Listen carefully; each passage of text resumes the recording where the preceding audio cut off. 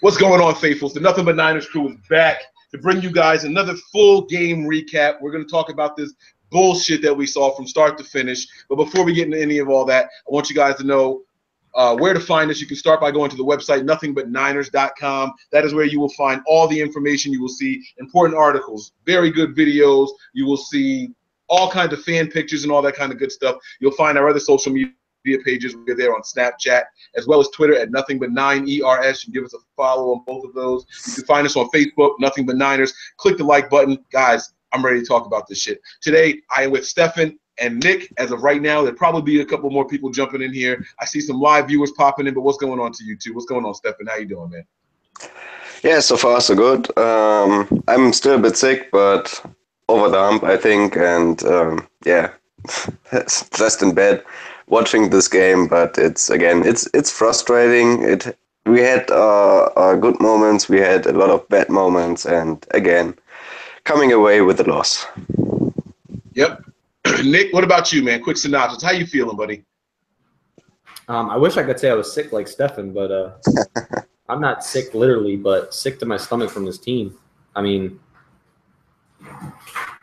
I'm just going to start going by the nickname of War, and that's we are horrible. That's all I can really do. I mean, this team is by far worse than I could ever even imagine right now. I have never seen a team make the same mistakes out and just not improve it. Like, they just refuse to get better at what. Okay, do either of you guys have the stats pulled up from today's game? Anybody? Yeah, no. Nick had them, I believe. It's all right. If not, I'm going to pull them up on my phone. I'm going to get the stats pulled up here because I got to find out what's going on with this team. It seems like we cut down on penalties, but we still had penalties at the absolute worst time possible. So look at that. Normally, when we do these videos, we wait for the press conferences to be over. Today, I don't care. There's absolutely nothing that Coach Shanahan can say, that Brian Hoyer can say, that Navarro Bowman can, nothing they can say is going to make me feel hopeful for the future. We lost to the fucking Colts. The Colts don't have an offense. The Colts don't have a defense. The Colts don't have special teams. And yet they still managed to beat us in a game that we actually struggled. Not only did they beat us, we struggled in this game. Other than the opening drive, I can't say the 49ers look good. The opening drive, 2-minute drill that they did going into halftime. Stefan, let me get your thoughts on the game overall, man. What were your thoughts? If you can, like, help me out, man. Yeah, I'm with you. Nick just said we had 10 penalties for 77 yards, so that's an improvement while still bad. I mean, we're back to bad team average. I mean, it's crazy how many penalties and to what times we get them.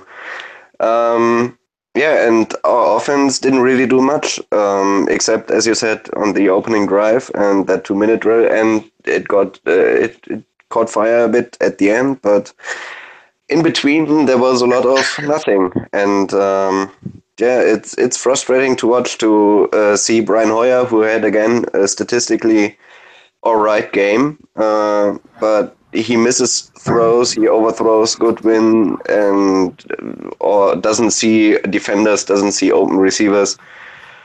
It's our running game this week or today wasn't good either. I don't know. It's frustrating to experience this roller coaster week in and week out. Yeah, Nick, man, give me a recap of the game, just in general. What did you see? What did you? Let me. You know what? Because I feel like this is going to be a very negative reaction show, Nick, tell me some of the things you like that you saw today. Can you even name anything positive from what you saw today? Matt Breida. I liked him a little bit. His speed in open space, his ability to find some holes. There was a lot of cutbacks tonight that Hyde didn't see and tried to force the ball to go outside when he could have cut back up in the lane when he was in there. As to why he was on the bench, I have no idea. Something good, we did I've seen two really good drives, the drive to tie it and the first drive in our very first drive. Other than that, I don't really see George Kittle actually came up and actually started catching the ball. Some receivers started catching the ball. There wasn't a whole lot of drops tonight, but other than that, man, it's a shit show. All right. So here's the thing with me, man. Carlos Hyde and Pierre Garçon started off the game for the team. And they looked phenomenal. They were, I mean, especially Pierre Garçon. Pierre Garçon on the opening drive had 10 points in fantasy football. Between catches and yards, that just lets you know what he accounted for on the opening drive. He finished the game with 17 points. No fumbles, no touchdowns or anything like that. So he didn't lose any points. That lets you know that he didn't do shit the rest of the game. All right? Then you have Carlos Hyde just riding the pine. I never saw anything on the injury report. I never saw anything saying that he was working through something. Why was Carlos Hyde on the sideline? Nick, I know you were listening to the post-game conference. Was anything said about why Carlos Hyde was off to the side during the game? Is it just because he went to the sideline and said something to sensitive-ass Bobby Turner and he didn't like what he said, so he said stay in? Like, what was the deal? Yeah, I'm not sure. I cut it off because we started, but I didn't keep it on, so I'm not quite sure. If anybody that's watching watched that press conference, let us know if they heard anything about Hoyer as well. Stefan, it looked like you wanted to jump in there. What was it you wanted to say, buddy? Yeah, I mean, he was nursing a hip injury before the Cardinals game, and he was questionable for that, if I remember correctly. But I don't know. He seemed to get better. He had a week or a week to get better yet up to this day. I don't know. Maybe he re-aggravated that injury and had to take a little bit of a break during the game. And I mean, Matt Breida looked fine at running back. He was pretty electric, catching the ball out of the backfield or in general in the open field. But it's Hyde when he's on the field, our offense is usually moving. And it was sad today that he was on the bench so much. Yeah, absolutely. So I'm going to go through some of these comments right now. We got Richard with a sad face. Hoyer's ass. I don't think Hoyer is that bad. So many opportunities to take the W. Shake my head. Sad, gentlemen. Very sad. I mean, these guys, everyone's all over the place, but everything I'm reading is right.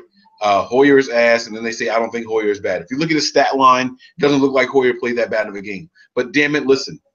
He overthrew a wide-open Marquise Goodwin. Wide open. Marquise Goodwin had at least 3 yards on the defender. He overthrew him. Okay, fine. You can say that. There was another play where Hoyer took a sack where Aldrick Robinson was wide open. No one near him.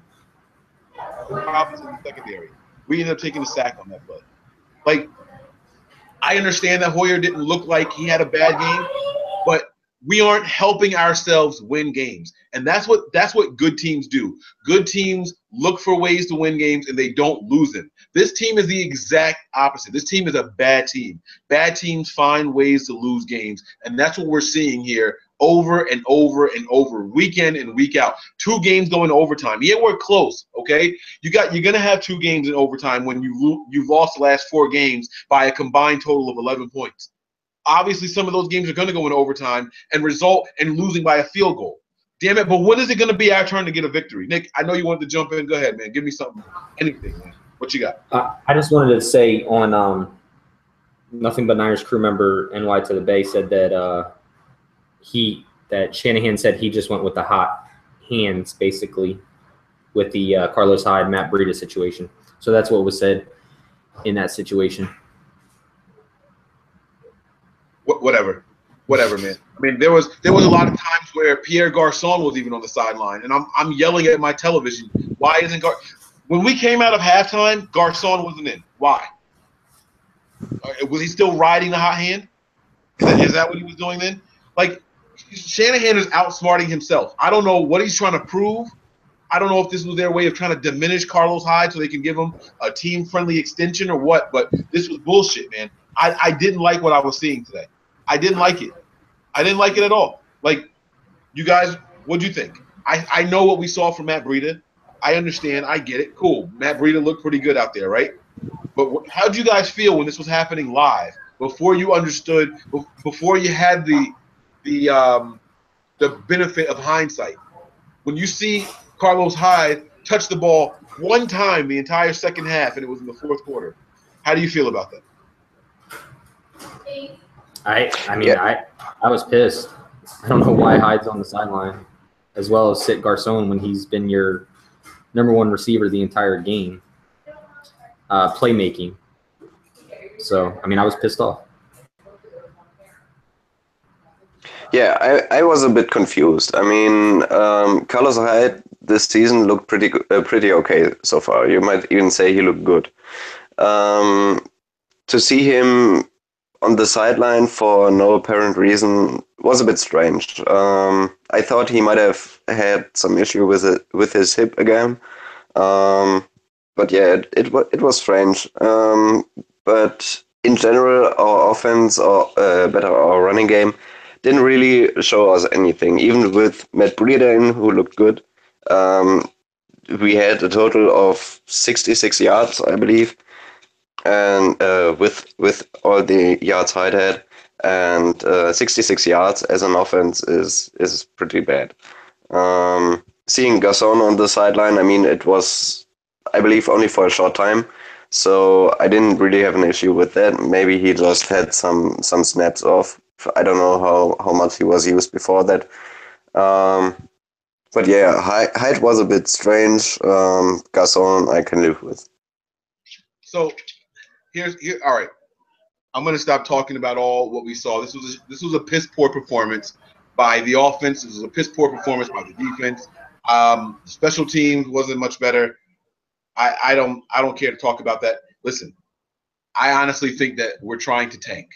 I honestly believe that now. I think that the coach is trying to tank by putting in these guys, by taking out your best players and just sitting them just because. You can't tell me that Pierre Garcon was tired or exhausted or sore coming out of halftime. There's no reason for Pierre Garcon to be riding the bench on the opening drive coming out of halftime. There's no logic for that. You can't tell me that Carlos Hyde didn't deserve to get back in there. Kyle Shanahan started his entire tenure as a 49ers head coach saying that, yeah, there's going to be some runs where it's one yard, 3 yards, maybe a negative yard, but then the next carry is going to go for 20 yards. That's what this run offense is. That's what it looks like. So you're telling me that he was riding the hot hand? I'm not buying that bullshit, man. I'm really, really under the impression right now that they're trying to tank. People are saying that Hyde is obviously injury. Hyde wasn't on any single injury report. They do that at halftime. They ask if there's any stingers, if there's any bruising or anything like that. There was nothing about Carlos Hyde being injured. Carlos Hyde was up. He had his helmet on, not in his hand. He had his helmet on, his mouthpiece in. He was standing directly behind Bobby Turner. And anytime Matt Breida tapped his helmet, Carlos Hyde came in. If it wasn't for Breida tapping his helmet, Hyde wouldn't have got any time in the entire second half. If he's too bad to play, too sore to play, he wouldn't have been in there to spell Breida. I'm not buying that shit, man. I'm not buying it at all. I think they're tanking. I think they want to lose. Why? I don't fucking know. But I think they're trying to lose this bad on purpose. I don't know if I agree with that.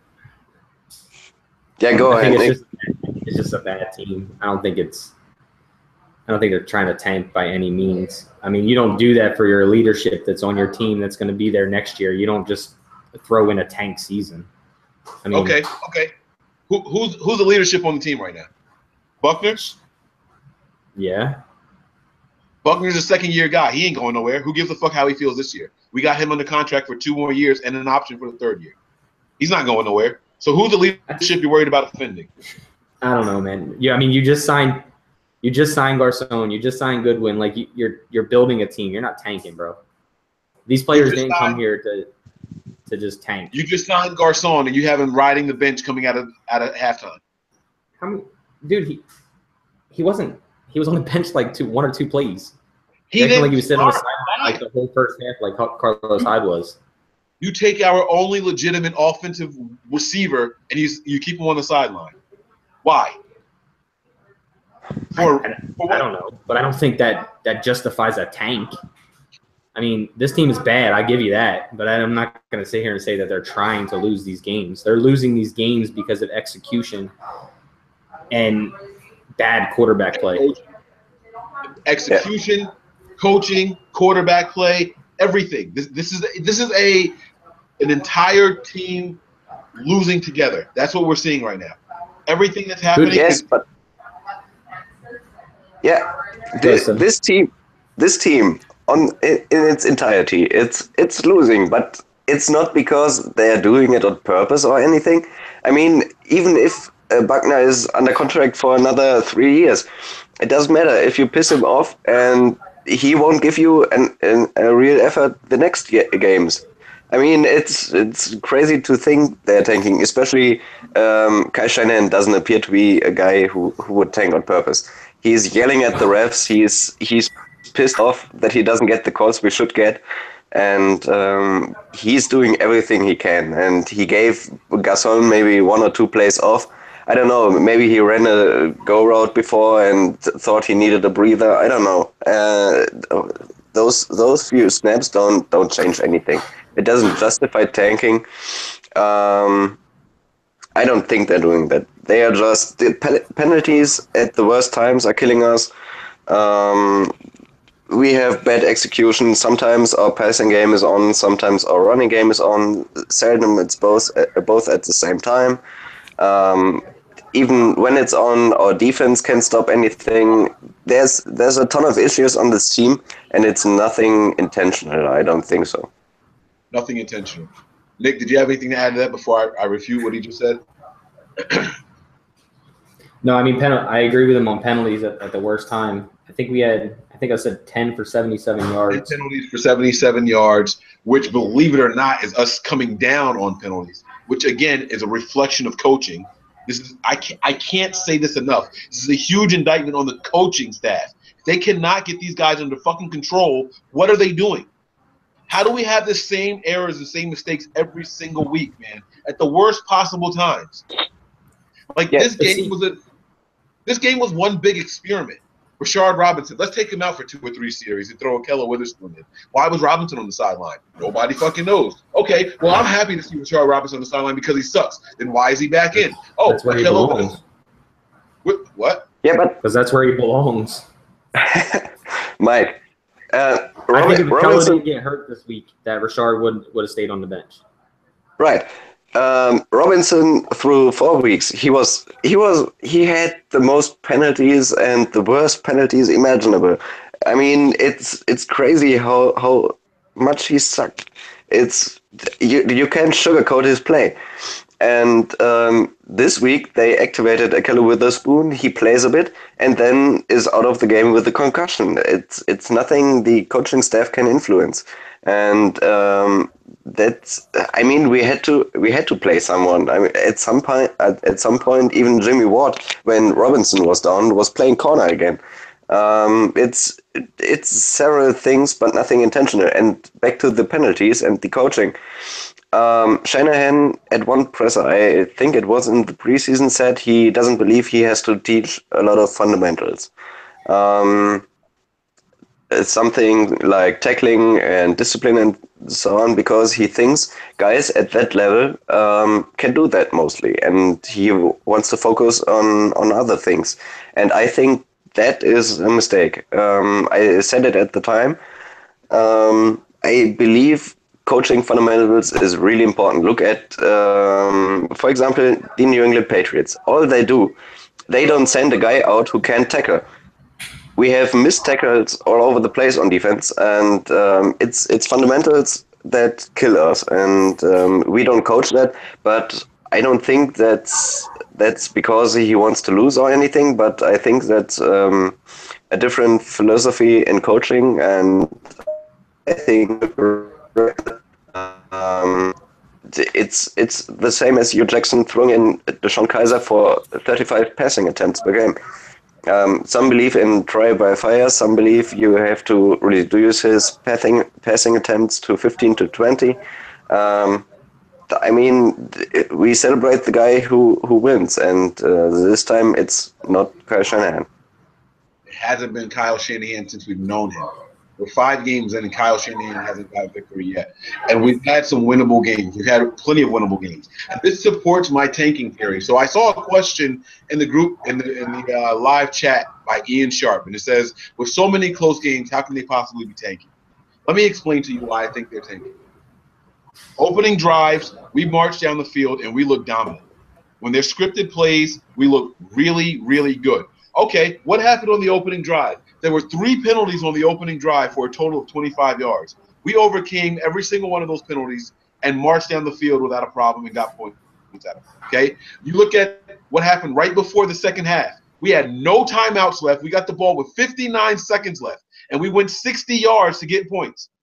All of a sudden, we can't get points for almost the rest of the game. All of a sudden, we're struggling. The play call, you guys don't see the difference in the play calling. I'm not saying that we have to be hurry up all the time to get points or anything like that, or we need to script the entire game. But what I'm saying is the play calling, there's a difference in the play calling.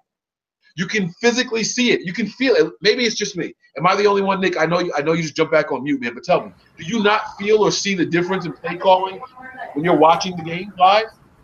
I think at points I see differences, but I'm really big. I mean, from being a coach and stuff like that, like I'm really big. Like we don't know what's said behind closed doors and from these coaches. There is lack of execution all throughout this team. We don't know what the play calling is. There could be lack of execution on these plays. One person doesn't get their block the correct way, it blows up the whole play. This is a young team, but play calling has changed drastically throughout 1 through 4. Each quarter it's a different type of play calling, and I'm not going to say that's right.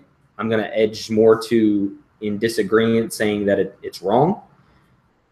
But execution with this team is horrible.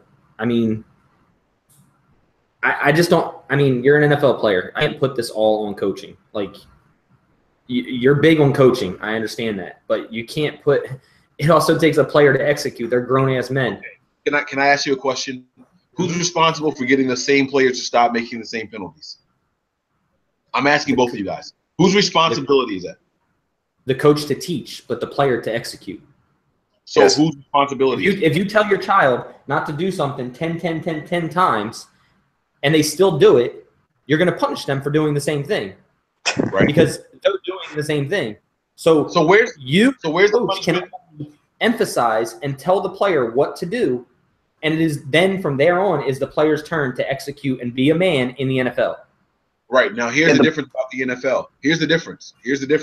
In the NFL, your ass is replaceable. I can't just take my kid and just switch him out and put him on the bench and get another kid to run a couple of plays. You know what I'm saying? Have another one. Yeah.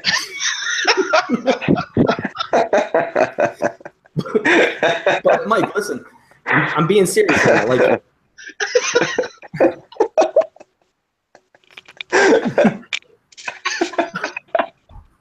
all right. So what we have behind these starters is not much better.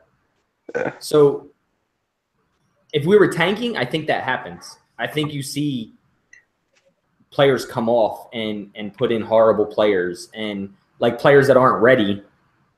No, I'm saying compared to people who are starting. Like what we saw today. Like Lorenzo Jerome's been out there. Like Lorenzo Jerome going in. Like Algic Robinson taking the place of Pierre Garçon. Mm-hmm. Like Akello Witherspoon, who tried to take the place of Rashard Robinson. Mm-hmm. Like Breida taking the place of Carlos Hyde. Yeah, but they weren't replacements. They weren't. You're so stuck on the Garçon, and Garçon was out for like 3 plays. He wasn't out like the entire game, bro. Like that's important. That's tone setting. We lost the kickoff. We didn't have a kickoff to start the game. So the opening drive is very important. Why isn't your best player out there, man? That really bothers me. Right, Stephen. Last year, we killed Chip Kelly for not adjusting at halftime. I don't know what happened at halftime. I haven't seen the All-22. I will have to wait till Wednesday until that's up. But if Kyle Shanahan thinks that he has to adjust, that he has to run other plays, that maybe an Aldrick Robinson can run better than a Pierre Garçon, that's a halftime adjustment. And now you're killing him again. I mean, both things don't work. I mean, it's sometimes you just gotta live with what the coaches do. And to another point you said a few minutes ago, with all these close games. I mean, under Jim Tomsula, I mean, we had 5 or 6 games that were within a touchdown, and we won. I mean, I think we only lost one. Under Chip Kelly, it was completely different. Now we are 0-4 in games with 7 points or less. It's mostly a year-to-year thing, and We're also it's 0-1 in games. The score differential isn't going to matter after a certain amount of time. Who gives a shit who's by?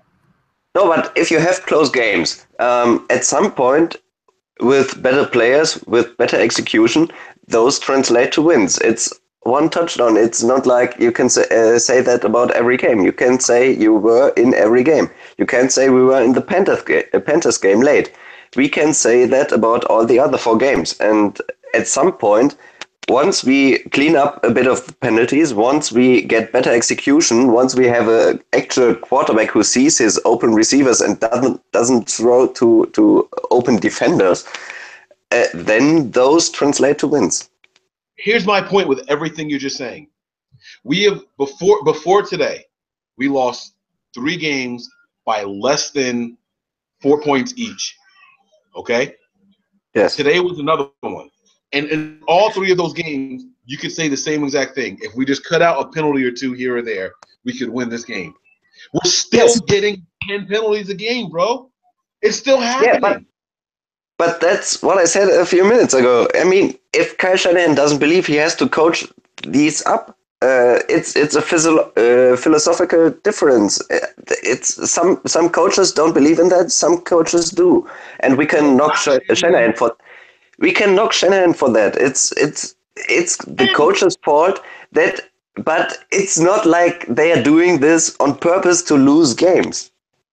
If Kyle Shanahan acknowledges that, hey, listen, we were right there, we were 1 or 2 plays away, and then he turns around and says, I don't need to work on or worry about penalties, yes, the fuck you can blame him for that. He's literally saying we're 1 or 2 plays away, but who gives a shit about penalties? Let's keep them rolling. He's literally. At the same time, you can say that about 5 other things in our game. You can say that about our gap discipline in run defense. You can say that about coverage with our cornerbacks. You can say that about our quarterback not seeing his receivers or throwing to defenders. It's so many things that we focus. We focus on one thing, and that's, for you it's penalties. For others it's Brian Hoyer. It's always that one thing that has to be corrected, but it's a bigger process, and it's a big picture. Let me tell you why for me it's penalties. Okay, I'm gonna say this and I'm gonna give it right to Nick, or you can respond and then I'll let Nick go ahead and do his thing after this. Okay, but this is why for me it's penalties. Okay, because not every quarterback is gonna make every throw. Not every quarterback is gonna target the best option on a play. Not every quarterback is gonna go an entire game without throwing an interception. Not every running back is gonna hit the right hole on every play. Okay, these are things that happen because guess what? We also go against good defenses. Okay, sometimes they just stop shit from happening. Okay, but what you can stop are self-inflicted wounds, which are these fucking penalties that happen game after game after game. If we stop beating ourselves, we're fucking 4-1 right now, bro. Like this is what my point is with all this stuff. Like, I understand, okay, Brian Hoyer didn't make that play. Brian Hoyer didn't make this play. There are plays that Brady doesn't make. There are plays that fucking Joe Montana didn't make, and Steve Young. And name any great quarterback, Drew Brees doesn't make every play that's there. Every running back doesn't bust the big one. Okay, we can't keep blaming that shit on, execution. You can't execute on every single play.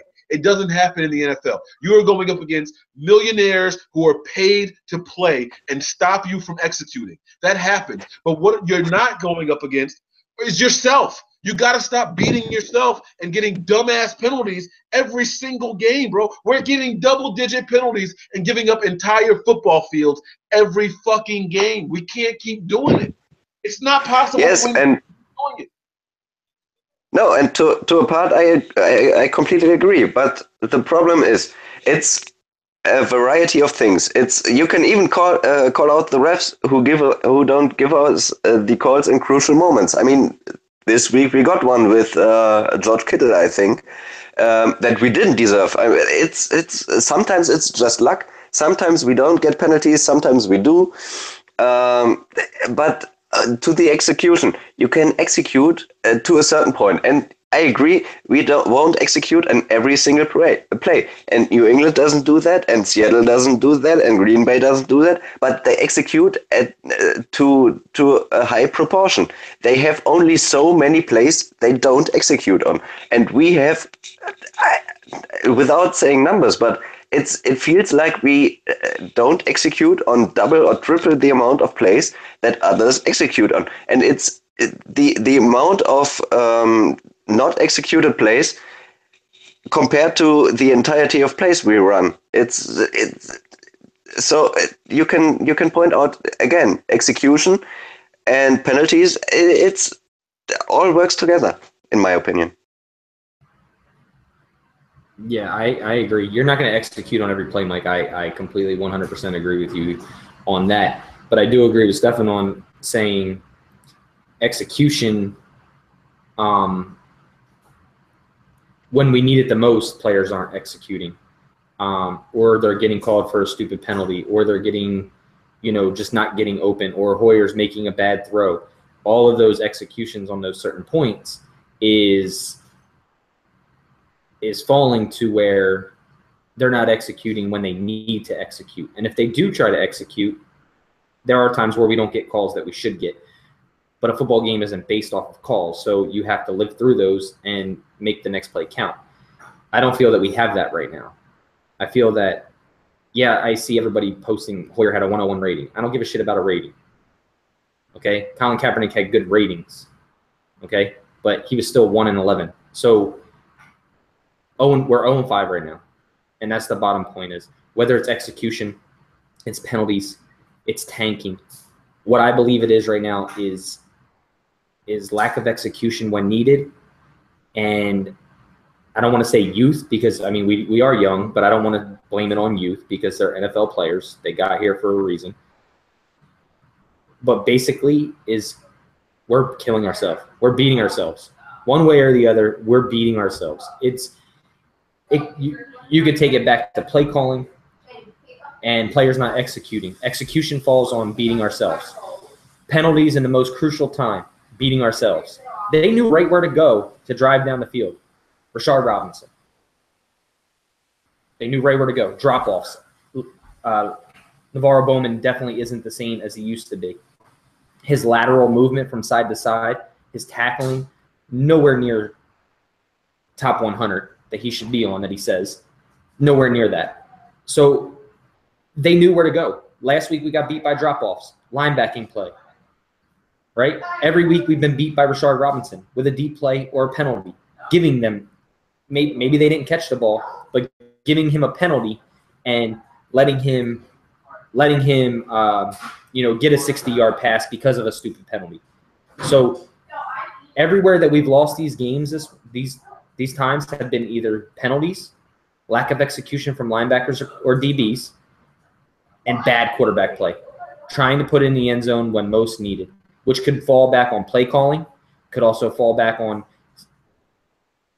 not getting out of the pocket, using his feet, moving around in the pocket, getting receivers open, or throwing a ball to make a receiver open. That's a quarterback's job. Throw your receiver open. So, I don't know. It's very frustrating. And to Brian Hoyer or the quarterback play or play calling in general, I don't think play calling is the issue. I mean, we went against Carolina, we went against Seattle, we went against Los Angeles. They all had good defenses, and Kyle Shanahan schemed it in a way that all of them, or on every single play, or almost every single play, we had receivers open, and it's usually then the quarterback who doesn't see them or doesn't get the ball to them or throws them, overthrows or throws at the feet. It's a variety of things, and I put it mostly on Brian Hoyer because he has the ball in his hand every snap, and it's sometimes crucial. What's the word? Brutal to watch.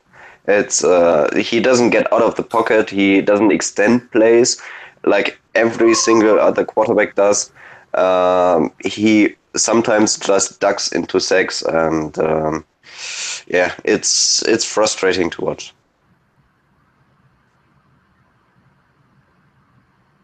Mike, you're on mute, Mike. Can you hear me? My back? I can, yeah. All right. Yeah. So Ali just popped in here, man. I got to get Ali's thoughts. It looks like he's at like a fucking airport or some shit. I don't know. I'm actually going down an escalator right now. If you guys can see that. Is that what you said? Going down. He's on an escalator, going down, just like our Niners.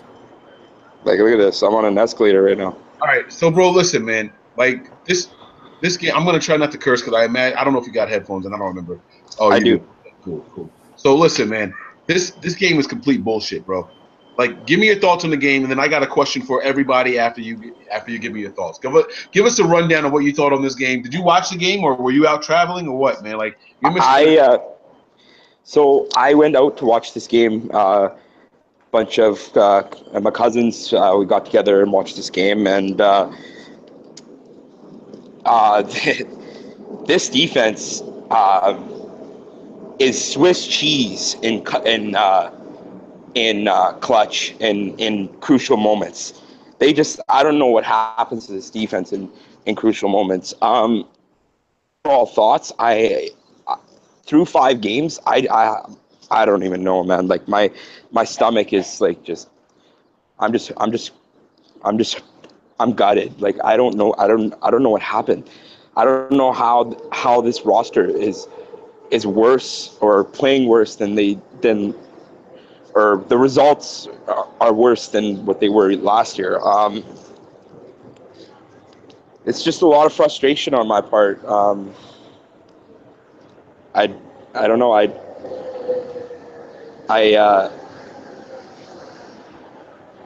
don't know what to say. I'm so dejected. I don't know. I feel like we're a 4. We could easily be a 4-1 team, but we are a bad team. And as people have pointed out, and I'm going to be repeating this, bad teams find ways to lose. Yes. And we have found ways to lose the game every single time. And it's just one of those things. It's going to be a development now. I see that this season we'll be lucky to win 2 games, 2 to 3 games. Yep, we'll be lucky. We will win. The win is going to come. Ooh, no. I'm not even going to lie with that. Listen, no. I'm going to get back to that. Listen to me. Wait. I'm going to get back to that. At the end of this video, I'm going to ask you guys what teams on our schedule that are remaining do you think we can win? I'm gonna have to pop off because I'm traveling right now. But I'm just gonna say I can give my input that we will win a couple games. Who? The Giants won. We're beating the Giants. Who? No. Stop. Who are we stopping the Giants wide receivers? We're not stopping Shepard. We're not stopping Shepard, and we're not stopping Brandon Marshall. Odell Beckham might need ankle surgery, so he's gone. Thank God. That gives us a chance. We're not going to stop Shepard. We're not going to stop Marshall, and we damn sure aren't going to stop their tight end in Ingram. Who are we stopping? Okay, Marshall and Shepard went down with an injury too. Okay, they'll be back. They're minor injuries. They're not gone for the next 6 weeks. They'll be back in a week or 2. They'll be back. This is a problem right here. You guys are basing wins off of injuries. Like, we shouldn't have to do that. No,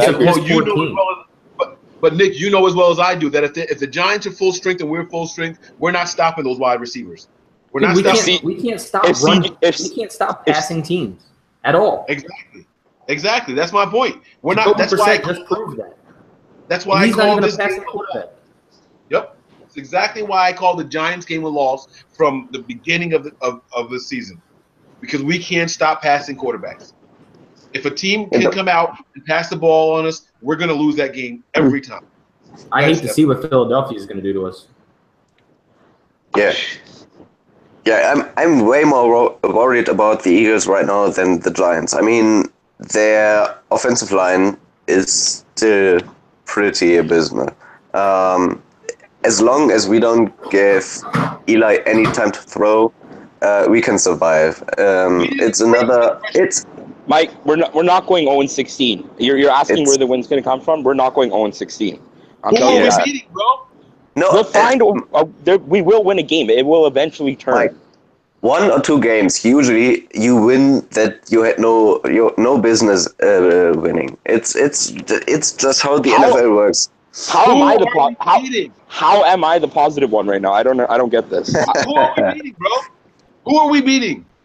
Tell me I just told you. I just told you. I think we beat the Giants. But to the Giants, I mean, it's a different equation with Odell Beckham now out, because Odell Beckham, he's just a difference maker. He's one of the top receivers in the NFL, and this injury you have to count in. However, we can stop the Giants if we can stop or if we can collapse the pocket. It's if you don't give your quarterback any time, or if you pressure him all the time on his 50 dropbacks, you will have a chance to stop them. And yes, I know Brandon Marshall and Sterling Shepard and Evan Engram are good receivers, or even great receivers, but it's not like we don't have any chance, Mike. And I think back to your who we are beating. Before the season, I said we would win one against either the Seahawks or the Cardinals. I still hope it's the Seahawks, because I fucking hate the Seahawks. But it could be either one, and I think we will win one game against the Rams. That's 2 wins, and then we're not beating the Rams. We're not beating the Rams. There's no way there's no way we're beating the Rams in It's a divisional game. Everything the Rams had no business beating the Seahawks 5 times in the past 3 years. They just had no business in doing that. Jeff Fisher had no business in doing that. Stephen, the Rams are doing this right now. They're ascending. We're doing this. We're descending. Yes, but you just win 1 or 2 games you have no business winning. It happens every year in the NFL, and it's more it's crazy to think that we'd go 0-16. This just never happens, except it's 2008 and we are the Detroit Lions, but we are not. And I don't think 0-16 happens. We might win 1 or 2 games that we have no business winning, and one of them might be against the Rams. Their offense is coming together, and the defense as well. But it's a divisional game. Everything can happen. Nick, who are we beating, bro? Look at this guy. Are we going to say the Bears? Guess what, guys? The Bears just put in the better quarterback. We get to see them tomorrow. All right, so we don't know who the Bears are going to be and what they're going to look like. So, Nick, you tell me, where are the wins coming from? We at one point in time, we looked at the end of the schedule and said, oh, shit, we can get like 4 wins in the last 6 games. I'm not sure. Did you see the Jaguars' defense today? Did you see what they did against the Steelers at home? 4 picks? 5. Against the Steelers at home? 5. They got another one? Yeah, Jesus. 5. Christmas crackers. Are you kidding me? Yeah. So, all right. I'm sorry to cut you off. Sorry to cut you off there, Nick, before you go on. Ben Roethlisberger's like, maybe I'm done. That was shocking. I've never heard a quarterback said, maybe I'm done before. All right, go ahead, Nick. I'm sorry. I think we beat the Rams. I do think that we beat the Rams, and the only reason I say that we are is 2 reasons. One, we played them close the first game, but the second reason is because it's the last game of the year, and it could mean nothing for them. So we're going to get a mercy game. It could be a mercy game with the Rams. It could be a mercy game, but I'm looking through here, and I'm just like, I don't think. I mean, we're gonna lose the Eagles. The Cardinals game could probably still be up in the air. Giants, I think, if they get their pass game on, we're definitely gonna lose. Seahawks could definitely be another close one, depending, but it's late in the season, and Seattle usually starts playing towards the end of the season, so I doubt it. Exactly. Bears with Mitchell Trubisky, he's going to be launching the ball, so I don't. That's a toss up. And the Bears' defense is respectable. Let's not pretend like the Bears' defense. They got a good run game and a quarterback that actually can throw now. The Texans, no, I don't think so. I think the defense is too good. We're not beating the Lions. We don't play the Lions. We don't play the Lions. How do we play the Bears and the Vikings? It's same place finish. I think it's with the Bears. Yeah. That's how we got the Bears. Okay, my bad. Yeah, Bears, Texans, Titans, Jaguars, Rams. So of those, I think we win one of those games, and it's a mercy game. So I'm saying maybe possibly 2, possibly 3 wins left. That's it. Right. Let me. What? Fucking pathetic. I was just saying pathetic. Yeah. Go ahead, Stefan. I'm gonna give it to you. Then I got a question for all of you guys after this. Go ahead. All right. So just looking at the schedule, I think we have almost a handful of winnable games because I don't think we are that far off. As you said, we could be 4-1 with a little bit of improvement in whatever phase of the game. That said, I think we have, as I said before, Cardinals and Rams and Seahawks as winnable. Everything can happen. We can get destroyed by either team, but we can also win any of those 3 games. Then the Titans don't look that good this far. So I think that might be a winnable game too.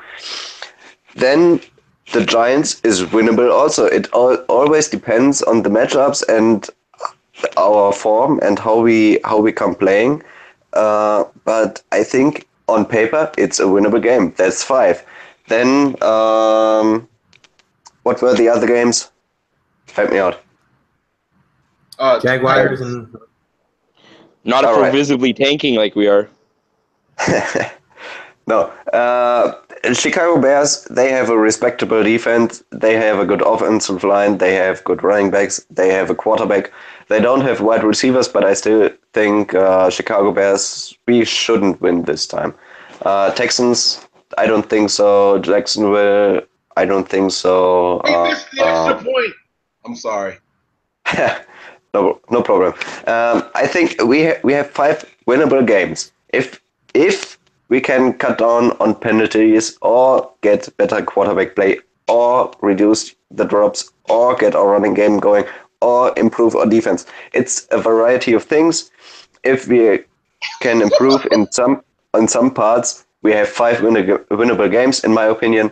And I think we might get 2-3 wins, depending on if we catch fire or not. Stefan, you just said for 5 possible wins, 6 possible ors. Bro, yes, but that's our team. I mean, realistically, we've come so close in several games this far, and it's always a mix of several things that's holding us back. And I'm just saying, despite all that, we have lost 4 games by a combined 11 points, and I don't think that takes us out of the equation when it comes to the Giants, the Titans, the Cardinals, the Rams, or the Seahawks. I think we can be in these games late and might even win some of them if we can improve in some parts. But again, this is a bad team. If we don't improve in any of these phases, we might not see a win. But I think that's very unlikely, and that's why I said we have some winnable games. I think what it boils down to really is getting us these wins is like Stefan says, it's execution. It's the play of games, but the problem is we cannot execute to win the game. Whether it be a penalty or whether it be a drop pass or whether it be bad quarterback play, something has to work in our favor. I do think that we may get one, possibly 2 games that we're not supposed to get. But right now, we did lose 4 games by less than 11 points. We've been in every game. We're not getting demolished, okay? Yeah. But it's either A, the offense shows up, and B, the defense, or A, the defense shows up and the offense doesn't. I've said this for weeks now. What is it going to take to get things clicking? What is it going to take to not have 10 penalties for 77 yards? What is it going to get Rashard Robinson off the field? What is it going to take to keep Carlos Hyde healthy and not being benched for whatever reason he was being benched? Yeah. Like, there are some games that are thrown up in the air, but with the way that we've been playing on execution to win the game when it matters the most, I can't count these guys as winning games right now because they haven't shown me otherwise. It doesn't test our faithfulness. It doesn't test what we are. But as of right now, I want to say that they sweep. I want to say that they win every game out. But as of right now, we've had these games in our hands to win and came away with nothing. Finally, every possible come to the real side. Every possible chance that we've had to push this ball in the end zone, it's either a penalty, a bad quarterbacking play, a drop pass. Nothing is on our side right now, okay? Yep. Until these players start executing, I hate to say it, but there's a bad chance that we don't win any games. Because in addition to everything that you just said, Nick, the refs aren't calling shit in favor of the Niners. I saw at least 3 holding penalties today, holding, defensive pass interference, shit like that. They just completely ignored today. I saw it over and over and over. It's like we're killing ourselves, and the refs are killing us as well. We get hold on. Let me just say this. Yeah. We get a momentum switching play today from the Ray Armstrong interception, right? Momentum. All momentum is on our side. We go 4 plays, and boom, it's done. Conservative play calling. Conservative play calling. This is another thing. We're down in the red zone on 1st and goal, right? We don't test the end zone. Why? Nope. Throw the ball to the end zone. Test the end zone. Calling, get the we do it on both sides of the ball. All right, go ahead, Stefan. Go ahead and say what you want to say. I got 3 things I want to do before Ali gets out of here. So go ahead, Stefan. Yeah, 2 games I forgot. It was the Washington Redskins and the Dallas Cowboys. And call me crazy, but I think we might even have a chance against the Cowboys. Yo, I don't know what cough syrup you're taking for your cold, bro. Can I just say one thing? Can I just say one thing? If we can win against Dallas while we're there, that'll be the greatest feeling in the world. That'll make for the whole season. That'll make me happy. Right now, it's 21-12 against the fucking Packers. We don't stand a chance against the Cowboys, guys. No, but if I'm not mistaken, the Cowboys game is a home game for us. Yeah. Even last year, even the Tom Sula year, in our home games, we had the Cardinals on the brink of defeat. We had, I think, did we beat the Falcons or did we lose just closely? I don't think. Those were teams. And last year, even Seattle, we carved them up on our first 2 or 3 drives. It was a clinic we put on, and then we fell apart. That's my big if. I call these games winnable because there's so much that's going against us right now that I don't believe this can keep up throughout the whole season, and that's why. No, it's just it never happens in the NFL. You have to be crazy. You have to have crazy bad luck that this keeps up through 16 games, and I don't think it will. And that's why I call these games winnable because it's either because at home we sometimes play better than on the road. Sometimes you just get lucky. Sometimes you just cut down on the penalties and maybe you just have 6 or 7. Sometimes you just don't have Marquise Goodwin drop 2 or 3 passes. Sometimes it's just so much that's going against us that I don't think this can keep up, and that's why I have 6 winnable games. I don't think we win necessarily every single game of them. I had us win 4 ±2. So right now I'm more at the 3-win game outcome. But I think we can win 1, 2, maybe 3 games of these 6. Touchdown passes. I'm sorry. Carson went through 4 touchdown passes. Yeah, it was for 11, 17, 59, and 77. They're gonna destroy us. They're going to destroy us, bro. That's why I didn't have Philly in my winnable games list. Oh my God! All right, so guys, listen up, okay? I appreciate you guys holding out hope. I appreciate you guys thinking that there are still some games the 49ers could win, because right now I don't have us winning a single game. I think the next worst team on our schedule is probably the Jacksonville Jaguars, and their defense looks legit. I'm not buying it. So that's my opinion. That's my take. I think the worst overall team on our schedule are the Giants, and I think the Giants have too many offensive weapons for us to stop. So that's my take on that. But I do have a couple of questions for you guys. First question before Ali gets out of here, okay? Is it time to start C.J. Beathard? Now, let me give my answer before you guys go. I know normally I like to go at the end, but I want to give my answer to you guys now. I'm going to say yes for one reason. I feel like we're not winning any games anyway for the rest of the season. We might as well see what C.J. Beathard has. Let him get comfortable. Let him build up some stamina and see what he can do going down the stretch. That's my answer. I'm going to go ahead and pass it over to Ali. Then I want Nick, and then I want Stefan to go ahead and respond. Go ahead, guys. We have a guy in our Nothing But Niners group chat. His name's Corey. You guys give him a follow. He's his Twitter handle's Beat Hard for Beathard. I'm ready. I'm down for it. It's time.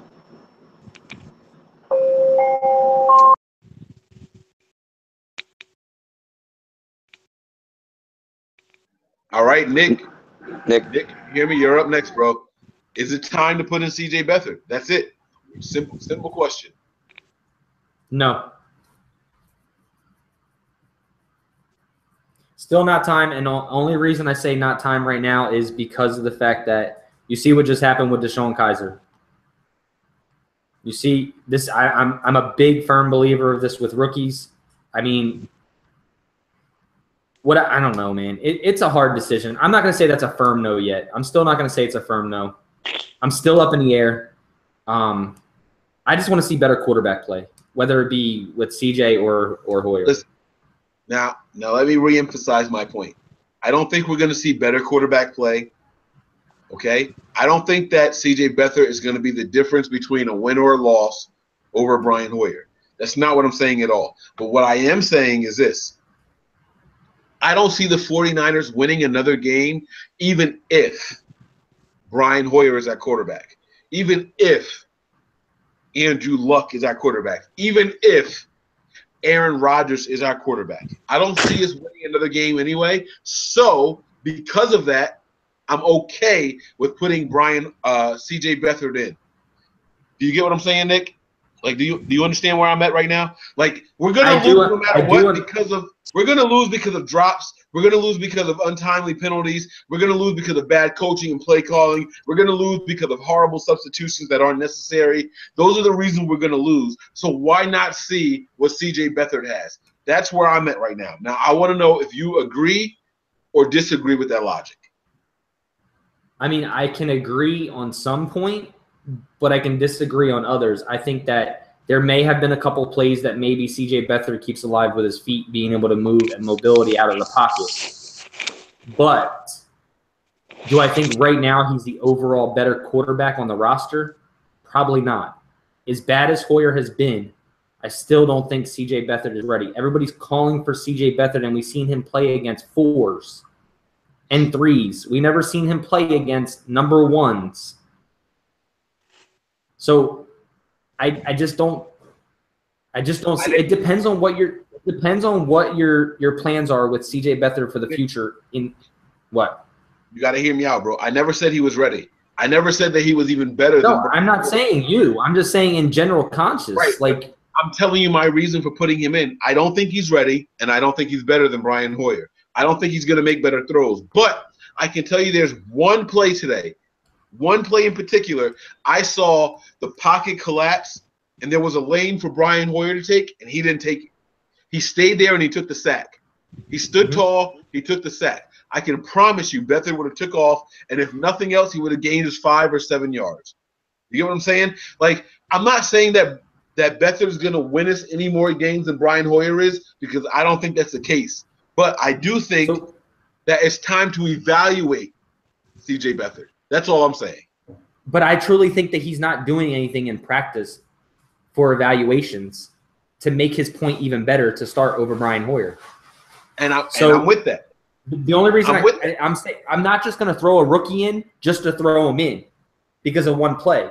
That's my saying on it. I'm not just going to throw a rookie in and ruin. That's why I said it really depends on what this front office has planned for C.J. Beathard. Is he going to be the franchise quarterback of this organization? Is that the way that Kyle Shanahan is doing it? If so, you don't take when you're this amount of little points away from winning games, right? And not winning games, do you really take your offensive leader, who is right now, whether we as fans believe it or not believe it, he is, right, under Kyle Shanahan. He is the offensive leader right now, and who is a 1-year to possibly 2-year contract, depending on how it was structured, out and throw a rookie in and basically say to the rest of your team, we've only lost by 11 points in a total of these games, and we're just going to throw in a quarterback. That's tanking, because it's gonna ruin the locker ship mentality. I mean, it really would. But I'm big on that. Look at Deshaun Kaiser, man. The guy got overused, and now he's benched again. Do you know what that does mentality-wise for him? Oh, my God. We're not Cleveland. We are not Cleveland. We are not. I know we're not. I know we're not. I want to get Stephens. They might have more sacks than us, though, right now, because what Garrett have, like 3 or 4 today?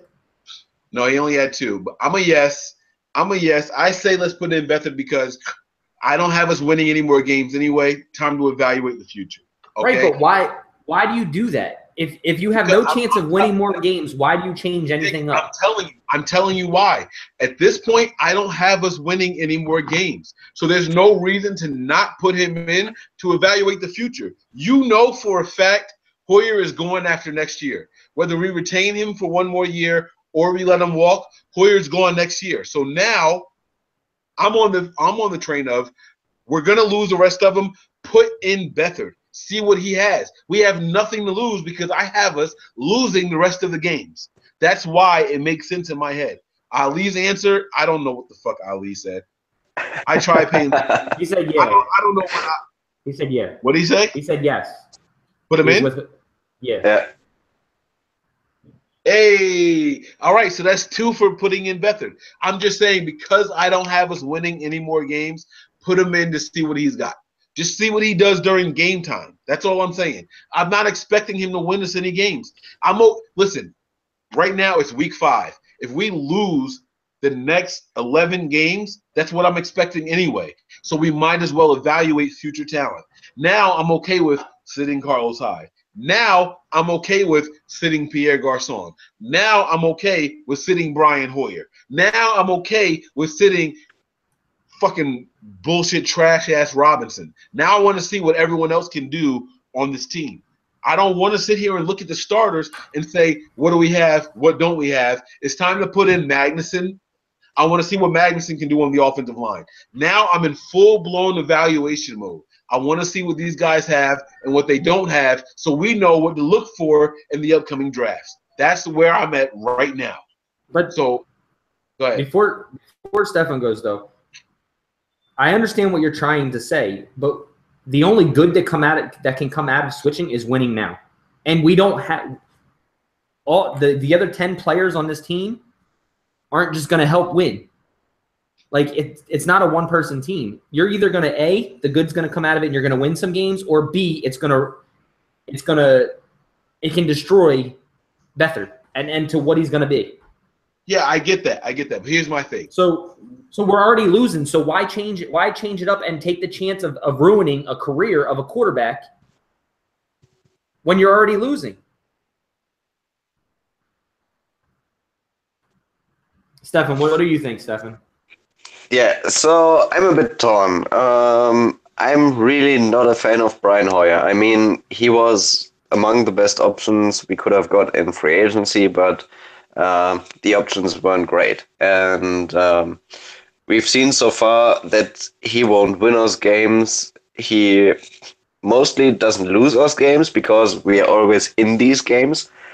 But we are stuck in no man's land basically with him. That said, call me. Wait. Before you say that, you think how many of these losses do you think are totally on Brian Hoyer? Oh, totally? I don't know. Well, you said we're stuck in no man's land. So Yes. how many wins would we have gotten if CJ Beathard was in? Oh, I don't. Probably not many more because let me elaborate on CJ Beathard shortly. But it's as I said before, it's a mix of things. It's not only Brian Hoyer that lost us games. It's not only the penalties that lost us games. It's not only the drops. It's all that together. And right now, I don't think CJ Beathard is much of an upgrade from what I've seen in the preseason. We want to put him in because Hoyer looks pretty bad. However, in the preseason, he threw at the receiver's feet. He overthrew his receivers. He sometimes didn't even see defenders. He sometimes didn't read the field well. He was another Brian Hoyer in preseason. It looked a bit better because he is more mobile and more athletic, and he can sometimes evade pressure and step up in the pocket better than Hoyer. But throwing the ball, he was not necessarily better than Hoyer. And that's why I don't think it makes a ton of sense to put Beathard in just now, because I also do not think everything is lost and everything is on Hoyer. We are in a lot of games, and I think it's still not time to take Hoyer out and cause some locker room issues, as you hinted. Yo, Stefan, you are the guy who says Hoyer made the bad throws, Hoyer did this, Hoyer did that. Yes. You are the Hoyer.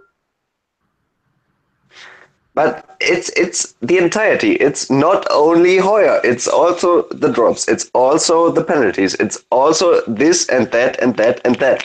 It's so many things. Why not evaluate the rest of the team? Because everything you're saying is true.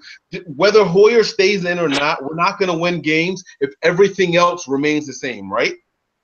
Yeah, but my thinking is we are not in giving up mode yet. Not yet.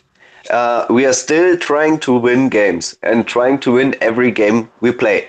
It's how do I best put it? We are still close in those games, and Hoyer at the moment still gives us a better chance at winning those games than CJ Beathard. You can't say that because you don't know what CJ Beathard would bring to the table. Exactly. No, we have seen him in preseason. We have seen him against 3s and 4s overthrow his receivers. We have seen him being inaccurate. We have seen him throw the ball at the receiver's feet. I understand that, but you're saying someone can't develop over time? No. And get in-game situations and actually try to work through those errors and issues and shit? Is that what you're trying to tell me? That's the point. Let him develop. Not at all. Exactly. So let him get a shot. The kid needs to go. We're not fucking winning. We're not fucking winning any more games here. Let's go. Right, okay. So wait, hold on. Let me finish my point first. So, okay, wait, Stefan. I promise I'm going to get back to you. Nick, you just said something while Ali was talking. I just want to know what it was. You said exactly what? What was it you said? Exactly I said let what? him develop on the sideline, not in the game. Let him develop. Let No. him learn Okay, the so- playbook. Let him stay behind a That's what quarterback I and want to learn. know. So Nick is of the mindset that let him learn and develop not in the game, right? Yeah, because if he was developing, I'm telling you, I don't think that Shanahan would keep him on the sideline. But I truly don't think that we're a Brian Hoyer play one or two here or there to being 4-1. No, I get what you're saying. I just wanted to make sure I heard you right. Okay, so Stefan, it sounds like Nick is on your side. That it's cool for CJ Beathard to develop. It's cool to find out what CJ Beathard has, but you find that out in practice, not in the real game. Yeah. My point I was trying to make was right now it doesn't make sense to me to put in CJ Beathard. That said, I don't think Brian Hoyer should play all of the rest of the season. We have a bye week in week 10, 11? Somewhere around that. And you can't just put a rookie in middle of a road streak and expect him to perform. You at some point you need to, if you want to put CJ Beathard in, you need to prepare him a little bit. You can't just let him take 10 or 20% of the first team reps and then throw him in and say, when he doesn't perform, he's not any better. You need to prepare him a bit, and that's why I think the bye week is an interesting point to watch. Yo, y'all are full of shit. Y'all are full of shit, bro. No, yo, we're only full of shit because you disagree with us. No, no. So wait, let me just... Go ahead. What? Go ahead, Nick. Go ahead. So you truly believe that this team is a better team with CJ Beathard in right now? I have no idea what to expect with CJ Beathard, but I have heard you, I've heard Stefan, I've heard Abel, and I've heard Mike all say that if we had a mobile quarterback or a quarterback who was not willing to just fold and run after the pocket collapsed, we would win some games. Exactly. You guys have all said the same exact shit, and we've seen CJ Beathard scramble first downs. I also said in those same words that you just said that I like the quarterback that stays in the pocket and takes the chances to throw the ball, then run. I've always said this. You have it both ways, Nick. If the pocket collapses, what do you want your quarterback to do? Okay, so if Brian Hoyer, if the pocket collapses, I'm not saying put CJ Beathard in because of one or two plays. Take off. Move. That's all I want. Yep. So, no, one thing. When have I ever said anything about wanting a mobile quarterback, Mike? You know me. I want a quarterback that's going to stay back there. Go ahead, Stephen. Go ahead. It's not about wanting. I'm not sidestepping what you said, Nick. It's not about wanting. No, you just did. You just said that. You basically put words in my mouth and said that. I'm not sidestepping it, but you said yourself that you've seen Kyle. You've seen Kyle Shanahan and Brian Hoyer stand in the pocket, taking unnecessary sack when they had lanes to run through. You said that. I've seen you say it. But that doesn't mean that I want CJ Beathard playing. CJ Beathard would have run through the fucking lanes, bro. But it doesn't matter. CJ Beathard, he's not the best, but you're putting words in my mouth. You're making it seem like I said, because Hoyer didn't take off, that I want Beathard to play. Okay. Yeah, so... Bro, you just did that to me. So to finish my point, I don't think as much as I would like to see Brian Hoyer or in general our quarterback to evade pressure and to sometimes rush out of the pocket when it collapses. I don't think CJ Beathard has deficits in other parts of the game. Sorry to cut you off, Stefan. I gotta hop off, but I wanted to, before I go, I wanted to ask one more question, and I'll quickly give my response. Should we have gone for 2 points there to win the game after the Kittle TD? I'm gonna watch you guys answer this question after I hop off. I'm gonna give you my answer. My answer is hell yes. We should have gone for 2 points and tried to win that game there, because we have seen week after week of this team not being able to clutch the fuck up. So the best chance to give us a win is right there, try and get the win. And same thing happened last week with the Cardinals. No killer instinct. We should have definitely gone for 2 to win the game. I'm going to hop off quickly and watch you guys respond. Thanks for having me on, fellas. All right. So Ali thinks we should have went for 2 to win the game instead of kicking the tying extra point. So, Stefan, you got the mic right now. What do you think, man? Yeah, watching the game in real time, right when it happened, I thought the same thing. I think it was the Rams game last year with Chip Kelly who went for 2 to win the game because it didn't matter. I think I'm pretty indifferent about it because both are decisions you could argue for. I personally don't think our 2-point or 2-point conversion game is that strong because we are always sucking on 3rd and short. And usually you put out some special play calls, but our execution wasn't that good in this game, so I can defend. Yes, that going for the extra point, Mike. I'm trying to get Nick's attention. I'm sorry, I wasn't trying to cut you off. I wanted Nick to look at the chat inside the Hangouts. So what was your answer? I'm sorry. My answer? Yeah. Yeah, so I didn't dislike or wouldn't have disliked any of the calls. I'm okay with going for the extra point. So you actually are okay with us going for the tie instead of going for the win? You like that?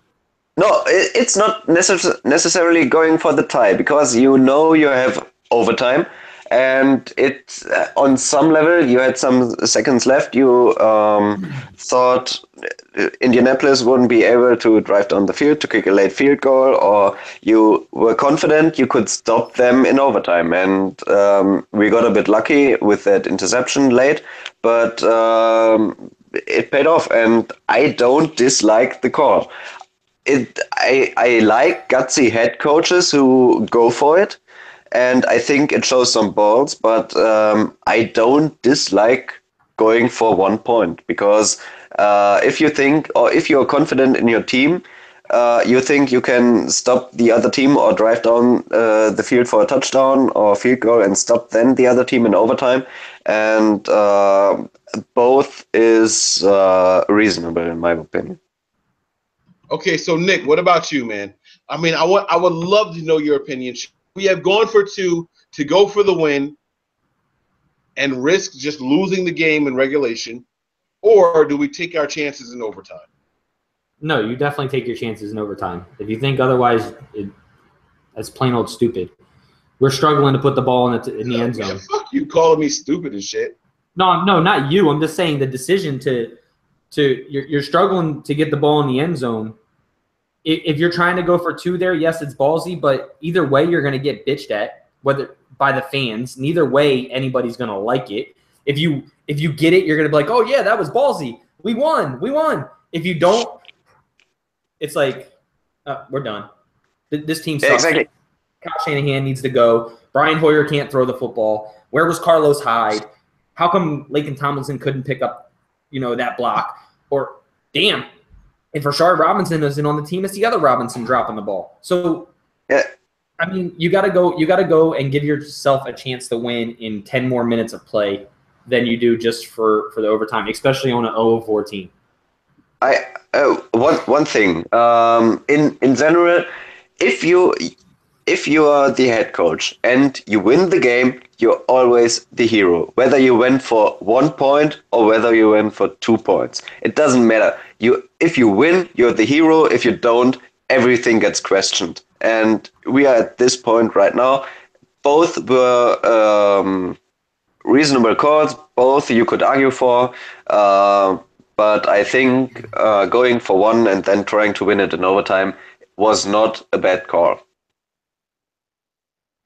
Yeah, I mean, I'm one of those guys that.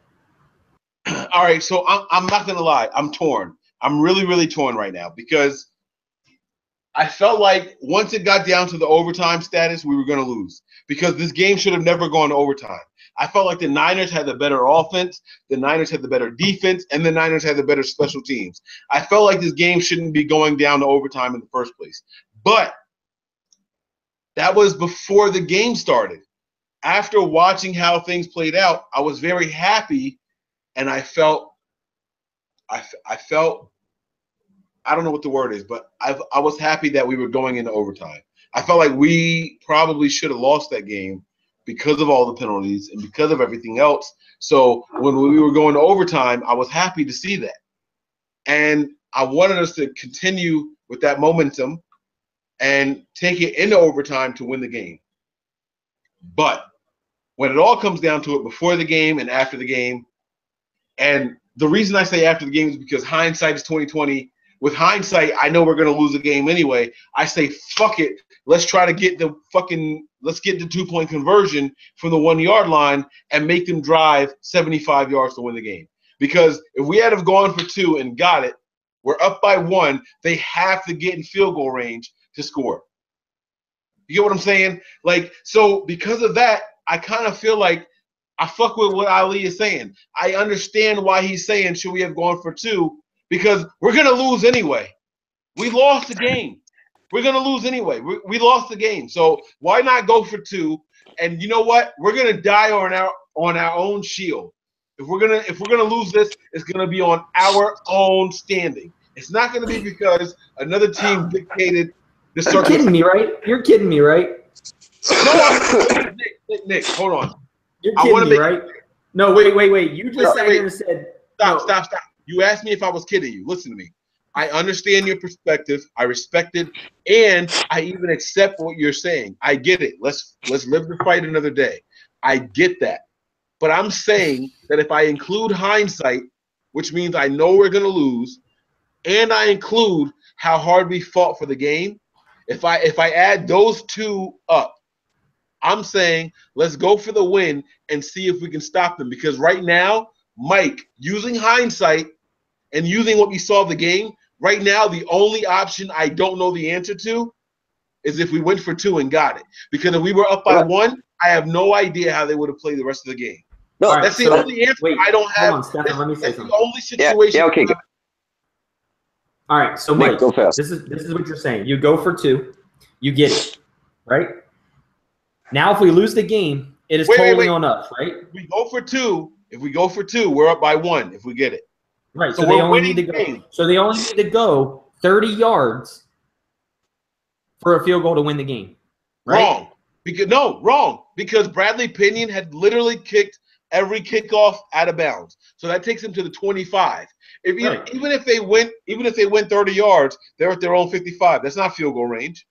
That's not field goal range. So they need to go 40 yards. I lied. That's their 45. But they're not in field goal range. Right. So where would they have to be physically for field goal range?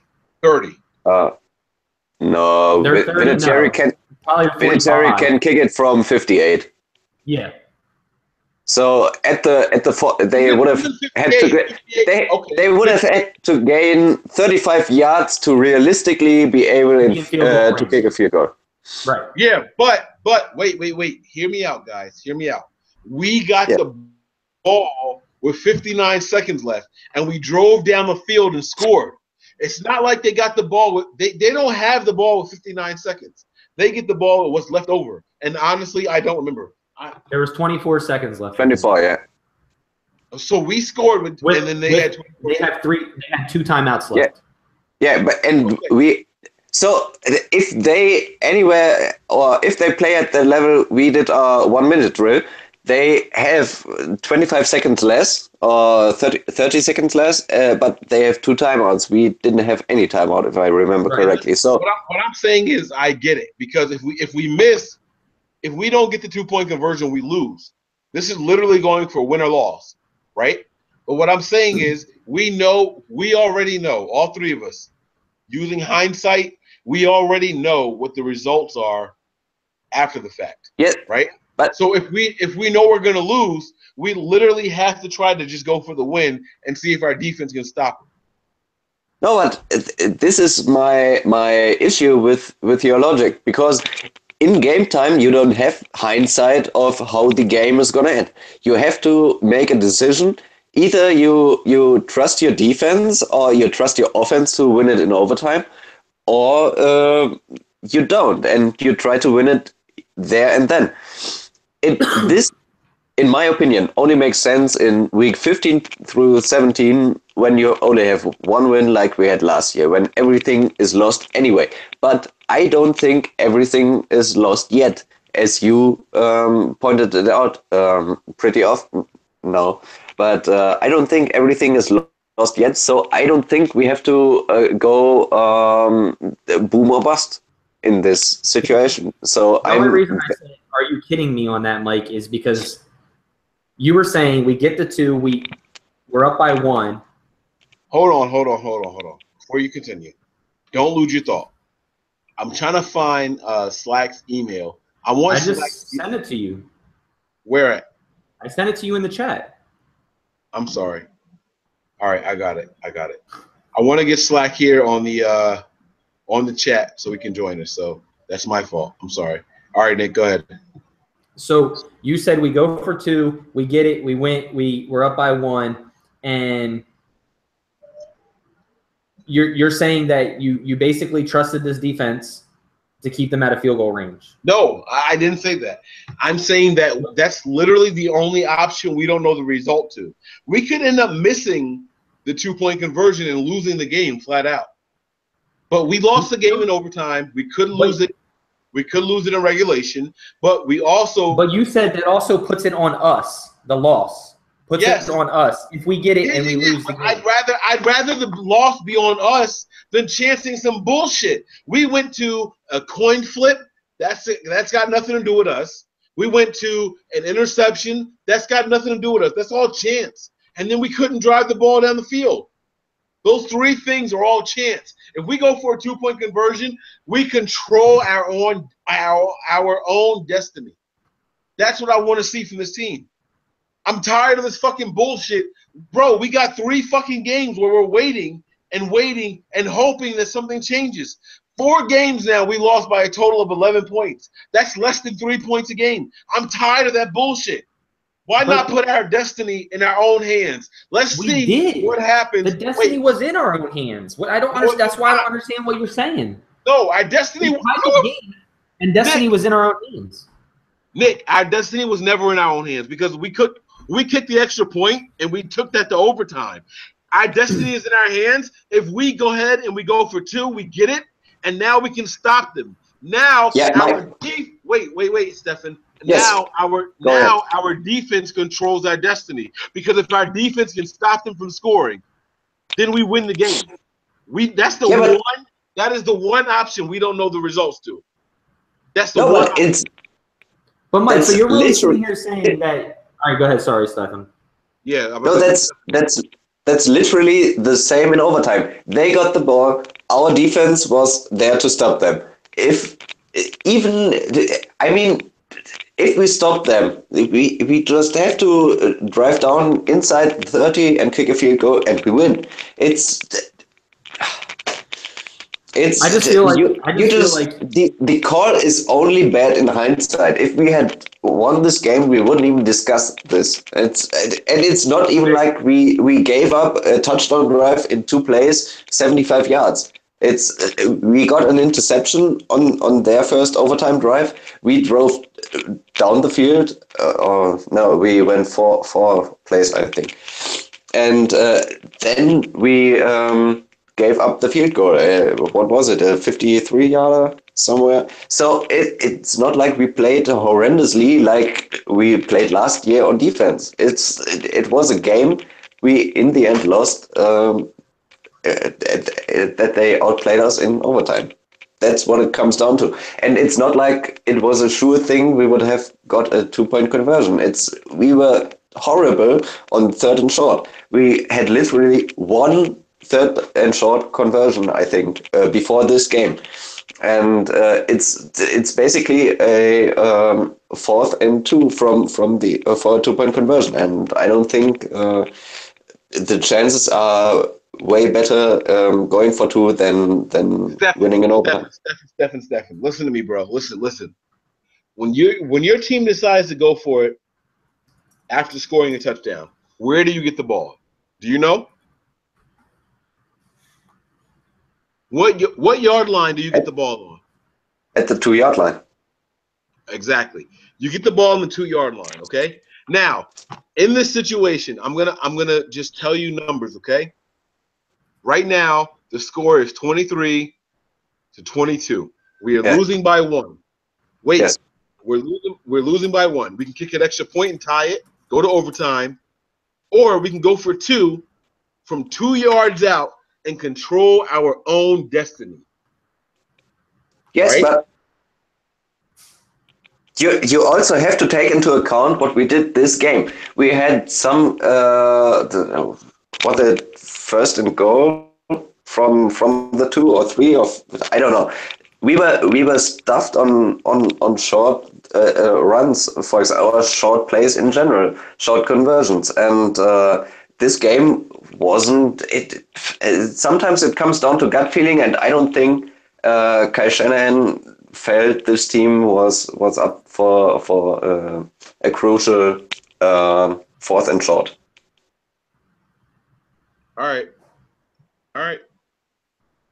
Like I'm just saying. I'm just saying if we don't get that 2-point conversion there. What the fuck is that? Oh shit. Okay. Go ahead, Nick. I'm sorry. Yeah, Slacks is in here. I sent him the email. So like I said, who the hell is that? Because he's a partner. He looked mad angry. Yo, Slacks, man, you gotta fucking smile, bro. Like what the fuck?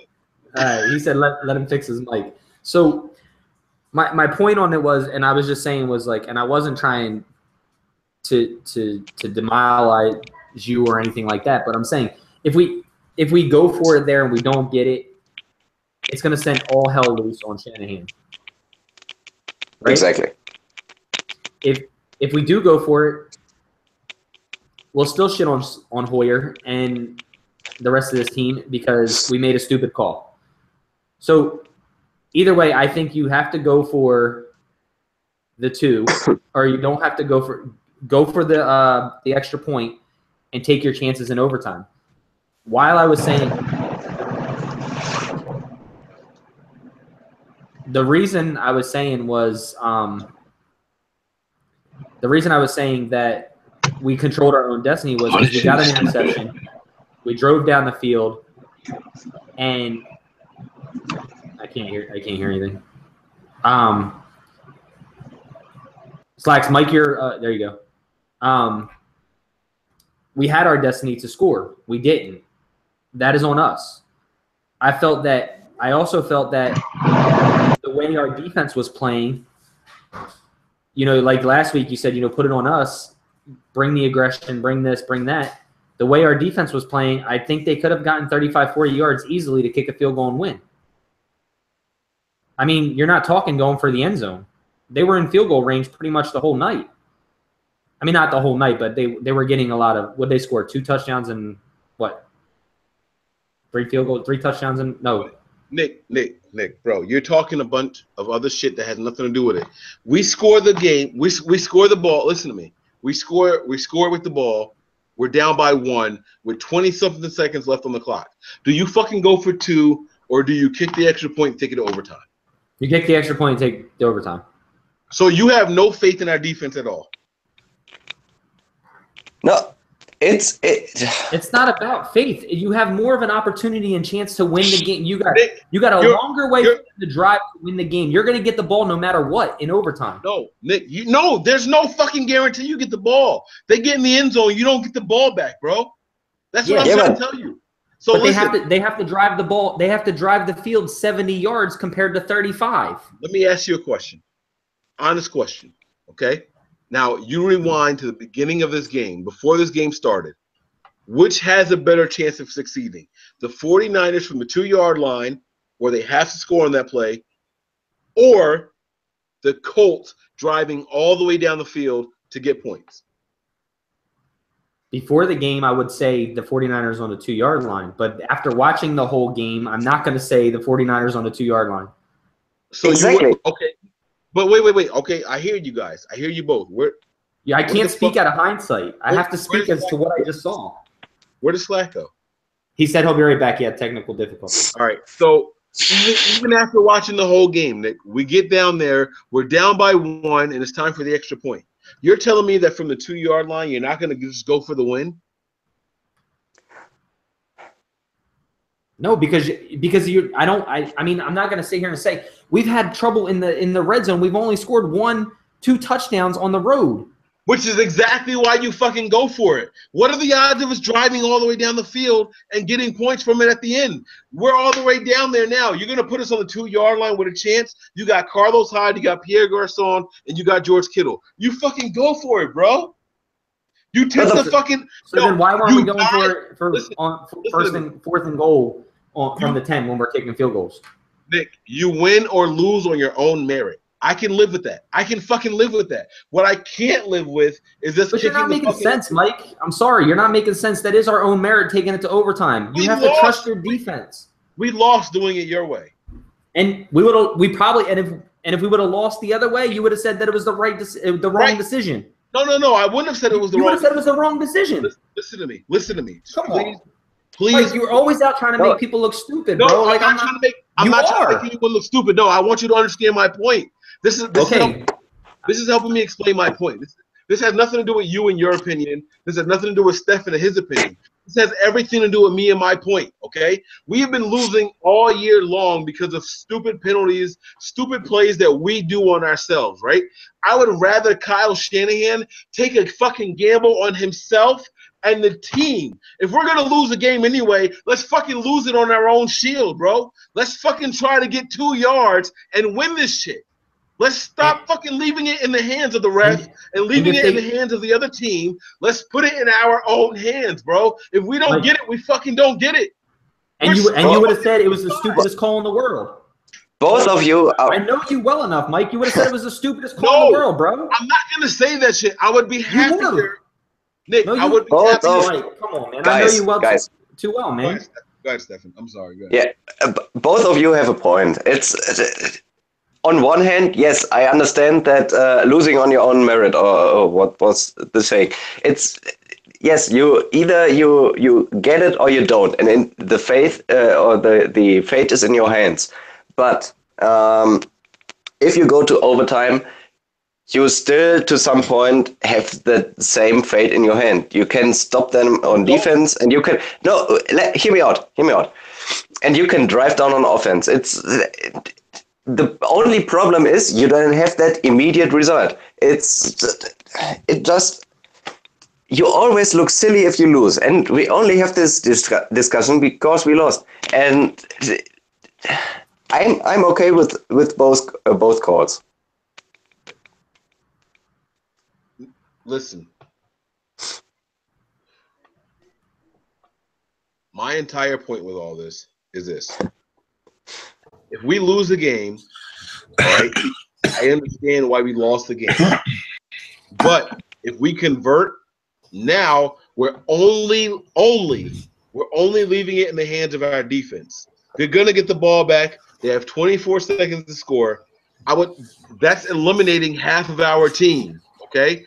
If we take the extra point, now we're relying on defense. We're hoping to go to overtime, and the offense has to get the ball. There's 3 phases of the game that get involved: offense, defense, and special teams.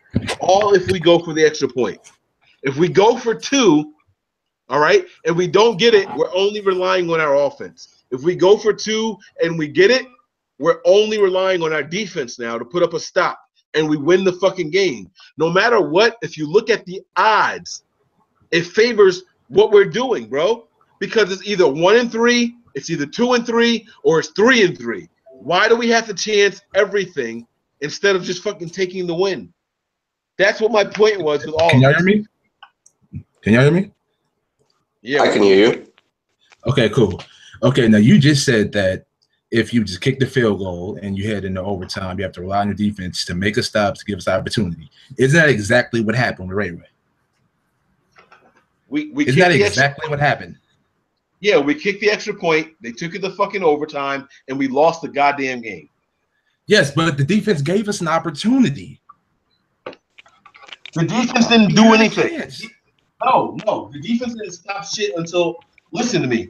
The reason why I say the defense didn't do shit, the interception came in field goal range already. They had an opportunity to get points. They were fucking stupid. Chuck Pagano was dumb enough to put the ball in the air to let us have an interception. If he was a smart man, he was already in field goal range. You run, you kick the point, and now you force the 49ers to move the ball. Okay, we got lucky that he was dumb enough to throw the ball. They were going for the win, just like you just said you wanted us to do. Yes. No, exactly. No. It's not the same. No. Bro, are you going to listen to me or are you just going to talk? Listen to me. When we had the ball to decide our own fate, we were on the 2-yard line if we decided to go for 2. Okay, it wasn't the same for them. It wasn't the same for them. When they threw their interception, they were around the 20-yard line. It's not the same as being on the 2. The 2 and the 20 is a big fucking difference. Yo, but that's one shot. That's one play. Exactly. That's one play on an unreliable offense with Brian Hoyer and people dropping passes. It's not like we had Frank Gore still and we can rely on him to go downhill. We had Hyde with 2 iffy guards, and we had Brian Hoyer throwing the ball inaccurately, and we have people dropping balls and refs fucking us over, not giving us holding passes when they count the most. So why would you depend on that for one play? Because listen to me, bro. Frank Gore was out of the game. The last 2 drives, Frank Gore wasn't in the game. Yeah, and his backup was toasting us. Okay, which is exactly why I say put the fate in our own hands. But that's what I'm saying. Listen, Mike, you're missing my whole concept here, bud. You're missing it. You're missing everything that I'm saying, bro. Listen, you're saying that we go for 2, right? We get it. We're up by 1. You're trusting our defense to not give up 40 yards for a field goal to win the game, compared to not trusting our defense to give up 100 yards for them to win the game, to get a touchdown. What I would rather them go full field and half the field to get a field goal to win in 24 seconds with 2 timeouts. That's not what would have happened at all. Listen to me. Hear me out, bro. Dude, that's 2 penalties from Richard. They're in field goal range to win the game. And T.Y. Hilton had almost 200 yards on us. I mean, they're deep past it. You guys aren't listening to me. The question that Ali proposed to us was, after the touchdown, do you go for 2 for the win and accept the loss if you don't get it, or do you kick the field goal and hope for overtime? And the reason I'm saying that you go for 2, just hear me out, guys. Listen to what the fuck I'm saying instead of just trying to say, no, Mike, you're wrong. Okay? What I'm saying is this. If we get it from the 2-yard line, I trust Brian Hoyer, George Kittle, Marquise Goodwin, and Carlos Hyde from the 2-yard line to get us a win more than what I trust anything else. Okay? If we get that, now they absolutely have to score. It changes the way that Saleh causes defense. Okay? It changes all that shit. What I'm trying to tell you guys is that you're looking at it from what happened. It doesn't work that way. Once we get these points, wait, hear me out. Once we get these points, now our fate is in our own hands. Our defense literally controls whether we win or lose that game, because there is no such thing as overtime. If they get close enough to score, it's a field goal and we lose. If they don't get close enough to score, we win the game. Here's the flip side to it. We don't get the 2-point conversion and we lose the game. No matter how you look at it, our fate is in our own hands. And that's all I'm saying.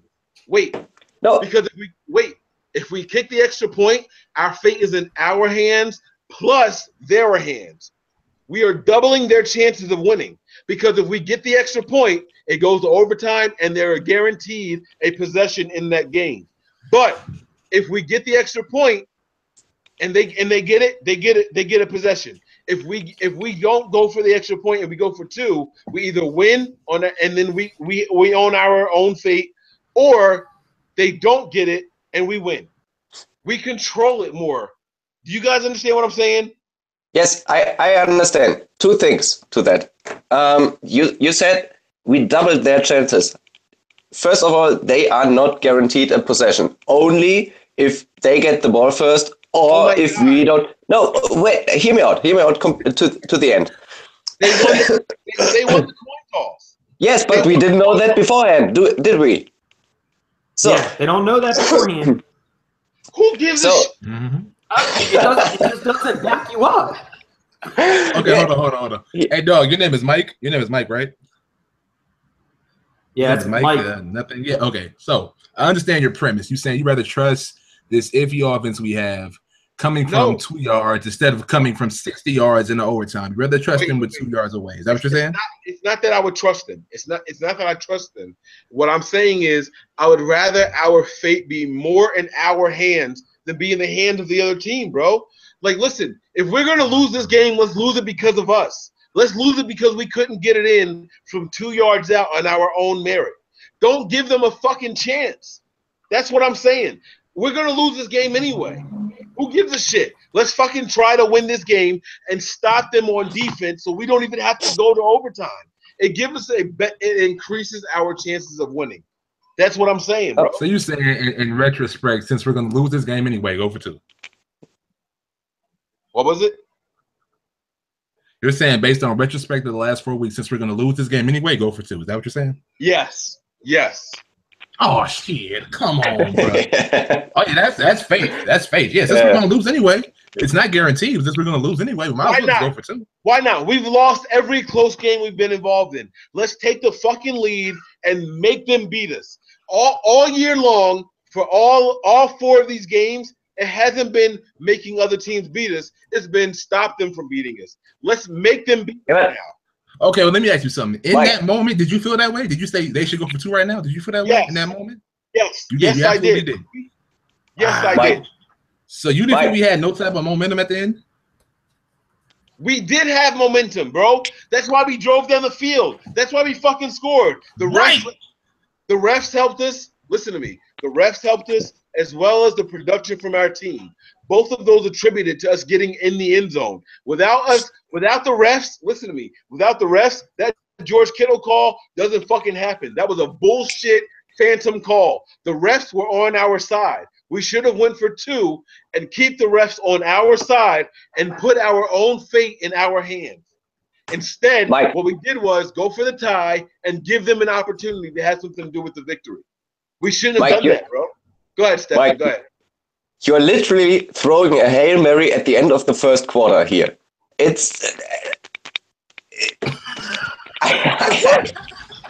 worked, bro. The Hail Mary works. We got in the end zone with the Hail Mary. We scored the points. Now, wait, listen to me, Stephen. We are down by 1, and we can get the ball at the 2-yard line to go for the win, or we can get the extra point. I would rather us fucking go for 2.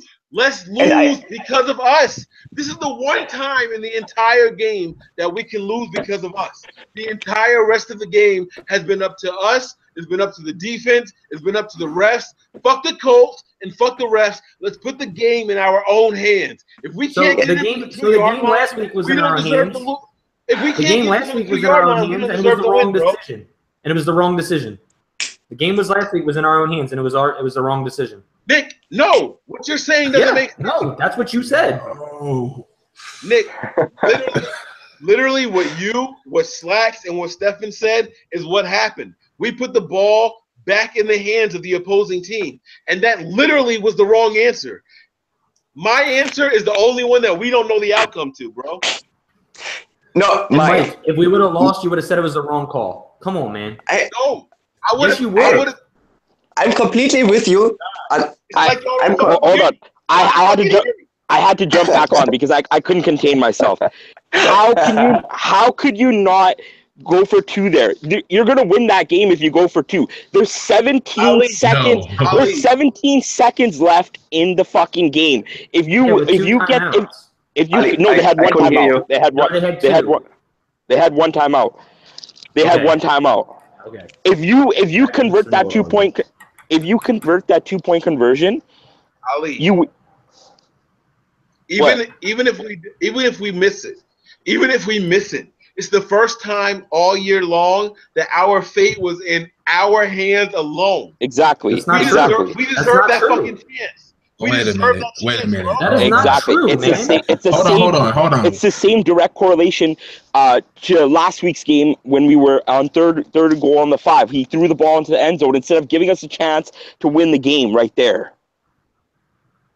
Hang on, I got to address that statement because, like, he said that it'll be in our own hands, and that loss we would take it back on the chin because it would have been under our own power. That you say, that sounds like you're saying it would have been a better moral loss. Bro, listen to me. A loss is a loss, right? You agree with that? Exactly. Right? A loss is a loss, right? Yeah. Okay, I would rather lose with our offense on the field from the fucking 2-yard line than the defense driving all the way down the field. Exactly. Give us a chance to win the fucking Say a game. loss is a loss. Then turn around and break down. We've It's a better seen what loss. this team has done in clutch situations. They don't have that instinct to hold tight. Marlon Mack was gashing us. Yes. He was gashing us. Like, what the fuck? Are you kidding me right now? Are you kidding me?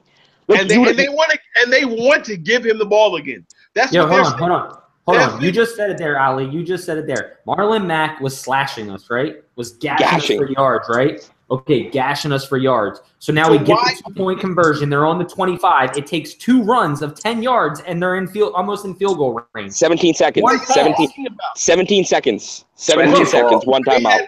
Timeout, bro. They had one timeout. Stop. Listen.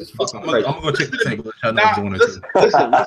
Everybody listen. Not a single kickoff of Bradley Pinion's was returned because they all went out of the back of the end zone. Okay, so you're on the 25. Stop. They automatically started from their own 25. They had to drive the ball to their 35. Not our 35, to their 35. They probably had to drive 40. the ball. They already made a 51-yard field goal in that game. So what, Nick? That's counting a 10-yard end zone, bro. Come on. That's counting a 10-yard end zone. Do you understand how far they had to move the ball? No, I don't understand. 30.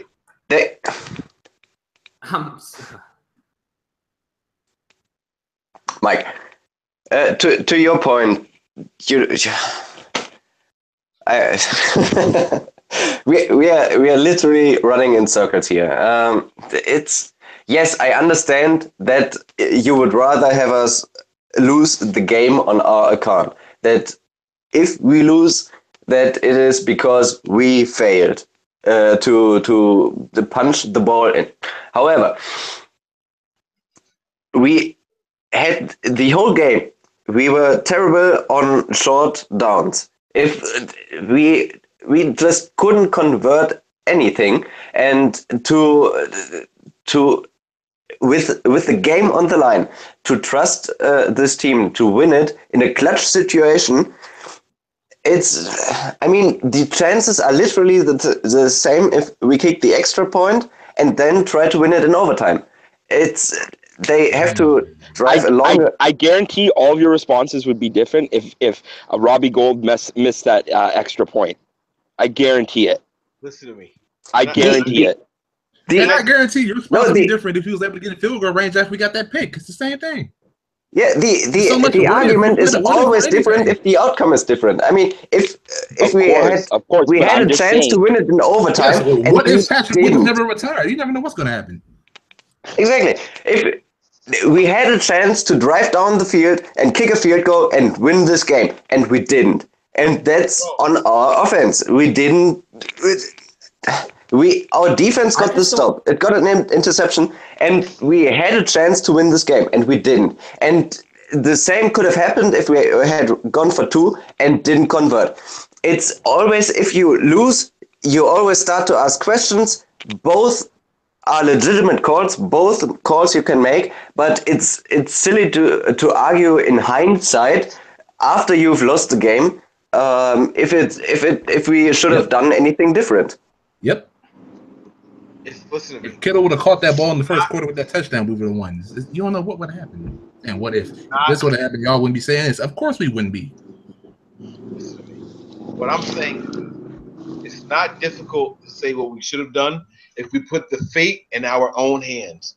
Don't give them an opportunity to get the ball. We're going to lose this game anyway because we lose close games. That's what the fucking 49ers do. That's what they do. NFL, we have seen that already. No, Why not put our you're literally arguing against yourself. You just said don't give them a chance. No, you don't understand his point. No, I very much understand his point. But if you convert this, you give them a chance to win this game. And it's the same in overtime if you kick a field goal and then give them the ball to drive down the field. It's both times you give them a chance to win the game, and it's you're cutting difference, bro. Yeah, you're cutting them.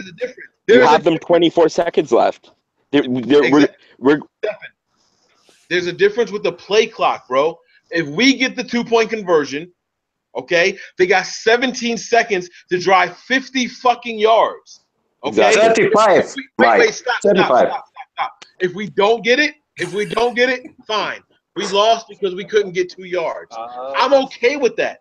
What I'm not okay with is kicking the extra point, then going to a coin toss, then going to giving them in possession, and then us getting a possession, and then seeing what happens after that. That are 5 fucking factors that play into who wins that game, instead of just one more deciding factor. You would rather leave it in the hands of 5 factors: them getting the ball, us getting the ball, the coin toss, field position, and whose defense can hold up better. I don't want that. Instead, what I want is we either get it from the 2-yard line or we don't, and then we can stop them or we don't.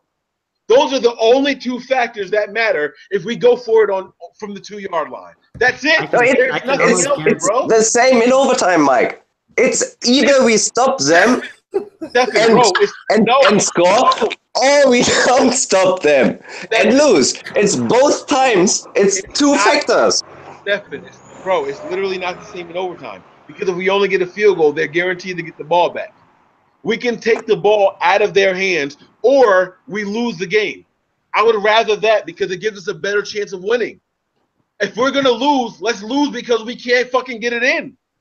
Do you understand what I'm saying? We have a better chance of succeeding. Mike, we literally lost because we couldn't get it in.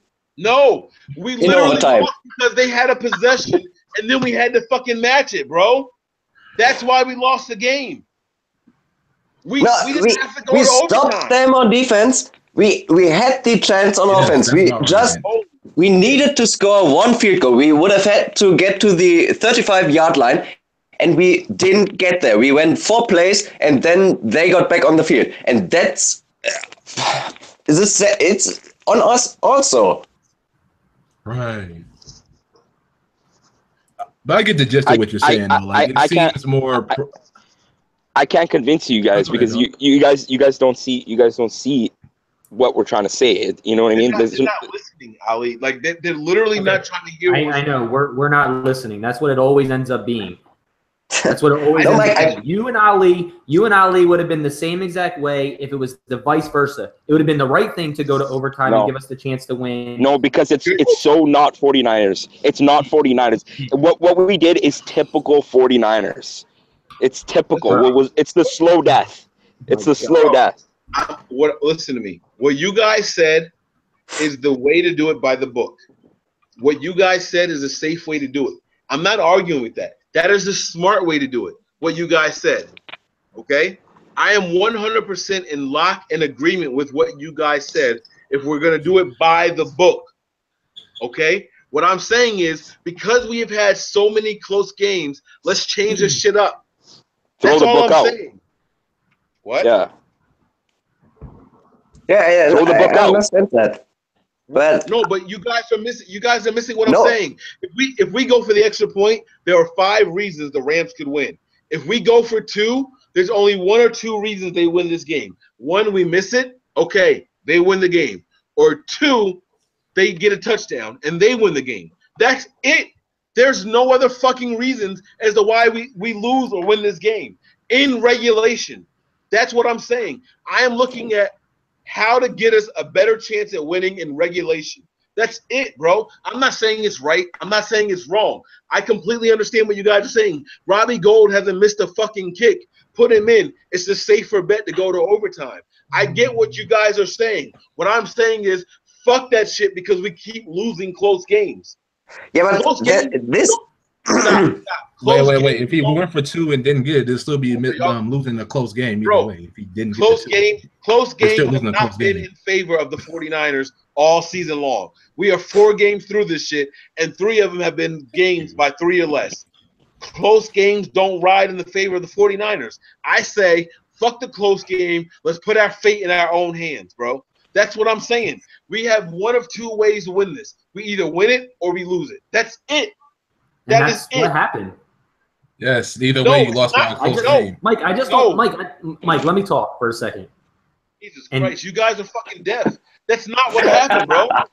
How was it not respond to what you're saying? Because that's not what fucking happened. That's what I'm saying. You're getting pissed off at us because we're telling you something and it's not what you said. So how is that what happened, Nick? How is the fate not in our own hands? How was it not? Either way you look at it, the fate was in our own hands. No, it was not, Nick. If we kick an extra point, fate is now in the coin toss. Fate is now in whether or not they score a touchdown or not. Let's actually talk about the game instead of what ifs. Do you want me to answer the question? Right. Do you want me to answer the question or not? Mike, you want to know how fate wasn't in our own. You didn't let me finish the question. Okay, go ahead. So realistically speaking, about the game, not the what ifs, was or was not the game in our own goddamn hands? One way or another, you or Ali, you can answer me. Was the game not in our own hands? When? You can't. The game is 60 minutes, Nick. When are you talking about? The game. What happened in the game? The reason we lost was the game not in our own hands. You can't say was the game in our hands 60 fucking minutes. Here's my point. Hold on. One second. Okay. I got us. Me and Ali are talking about what happened in the last 30 seconds of the game. You're talking about the entire game. That's a fucking difference. No, I'm not. You are. You just said was the game in our hands, bro. Who had the ball last? What I'm saying is, let's say we kicked the extra point. What I'm saying is, by doing that, we brought in so many different factors: A, B, C, D, E. Anything could happen. They could kick. Let's say we get the toss. They could kick the ball. We could fumble the return. Anything else happens by going for 2. By going for 2, we take all those factors out, and we leave them with 24 seconds and 1 timeout to drive all the way down to set up for a field goal, which is not going to happen. That's not all the way down, though. That's what I don't understand what you guys are saying. You're talking about what ifs. We still had the opportunity to win this game, and you guys are neglecting that. No, the fuck we did.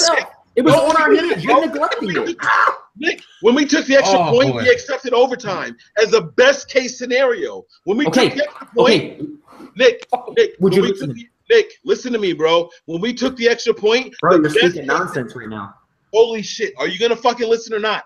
When we took the extra point, the best case scenario was overtime for us. There was no winning or losing.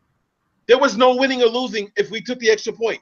The extra point was overtime. That's it. If we win for 2, we either win or we lose. That's it. So whether we go for 2 or we go for 1, the ball was still in our hands. They got the ball first. We stopped them. Our defense got an interception. We start on the 28. No, stop. You're wrong already. I'm not stopping. No, because you're fucking wrong, bro. Because if they got in the end zone and when they got the ball in overtime, the game is over. We don't get the ball back. Wait a minute. How is he wrong? He was just stating what happened. How is he wrong? All he did was state what happened. Nick, you're wrong. Stating what happened. You're wrong. Nick, how am I wrong? I'm telling you what happened. How is that wrong? No, because you're talking about, listen, what happened versus probability are 2 different fucking things. Probability shit. I'm talking about what happened. Shit, if you're talking about probability. Probability is this. If we go for 2, we either get it and they have a chance, or we don't get it and we lose the game. If we go for 1, which is what we did, now they got the ball. We get the chance to get the ball if we get it back. It's the kickoff, it's the coin return, and all that bullshit. There's a bunch of extra factors. If you're talking about specifically probability, which is what Ali was talking about, it's a big fucking difference, bro. If we get 2, now they have to score. We stop them from scoring. We win the game. We go for 1, which is what we did. They get the ball back. Okay, yeah, cool. We fucking got an interception. But if we didn't get an interception and they scored a touchdown, we lose the game. Our fate is not in our hands, bro. Okay, wait. I see what's going on here. I see what the wires are getting crossed. Hold on, let me get the floor. How are you not understanding that? If they get in the end zone, at the beginning of overtime, listen to me, bro. If they get in the end zone, at the beginning of overtime, our fate is not in our hands. You can't sit here and say it's the same shit. It is absolutely 100% not the same shit. Unequivocally, it is not the same shit, because if that pass wasn't intercepted by Ray Armstrong, it would have been caught by the tight end, and the game was fucking over. Mike, that's it, bro. So the defense being on the field isn't in our own hands, right? That's just an automatic score. No, absolutely not. Why give them the ball back? We could have went for 2 and saw what we had. That's it. No, it's not the fucking same. Don't give them the fucking ball back. Okay, well, can I get the floor? Let me get the floor. Okay, I think this is where the wire is getting crossed. Okay, Mike is getting frustrated because the original question was, in that very moment, what would you do? And that's his answer. Exactly. But us, we're looking at what actually happened. And it's like, we want you to consider that we had an opportunity by getting a pick and have another chance to get just a field goal. Because we have to get a touchdown, just a field goal. That's where the wires are getting crossed. So I see what you're saying, but at the same time, and what actually happened, they did the right thing.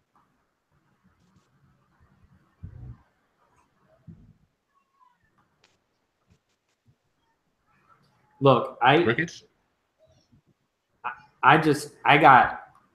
just truly don't believe, Mike, that if they would have went for 2 there, you would have said that was the right call.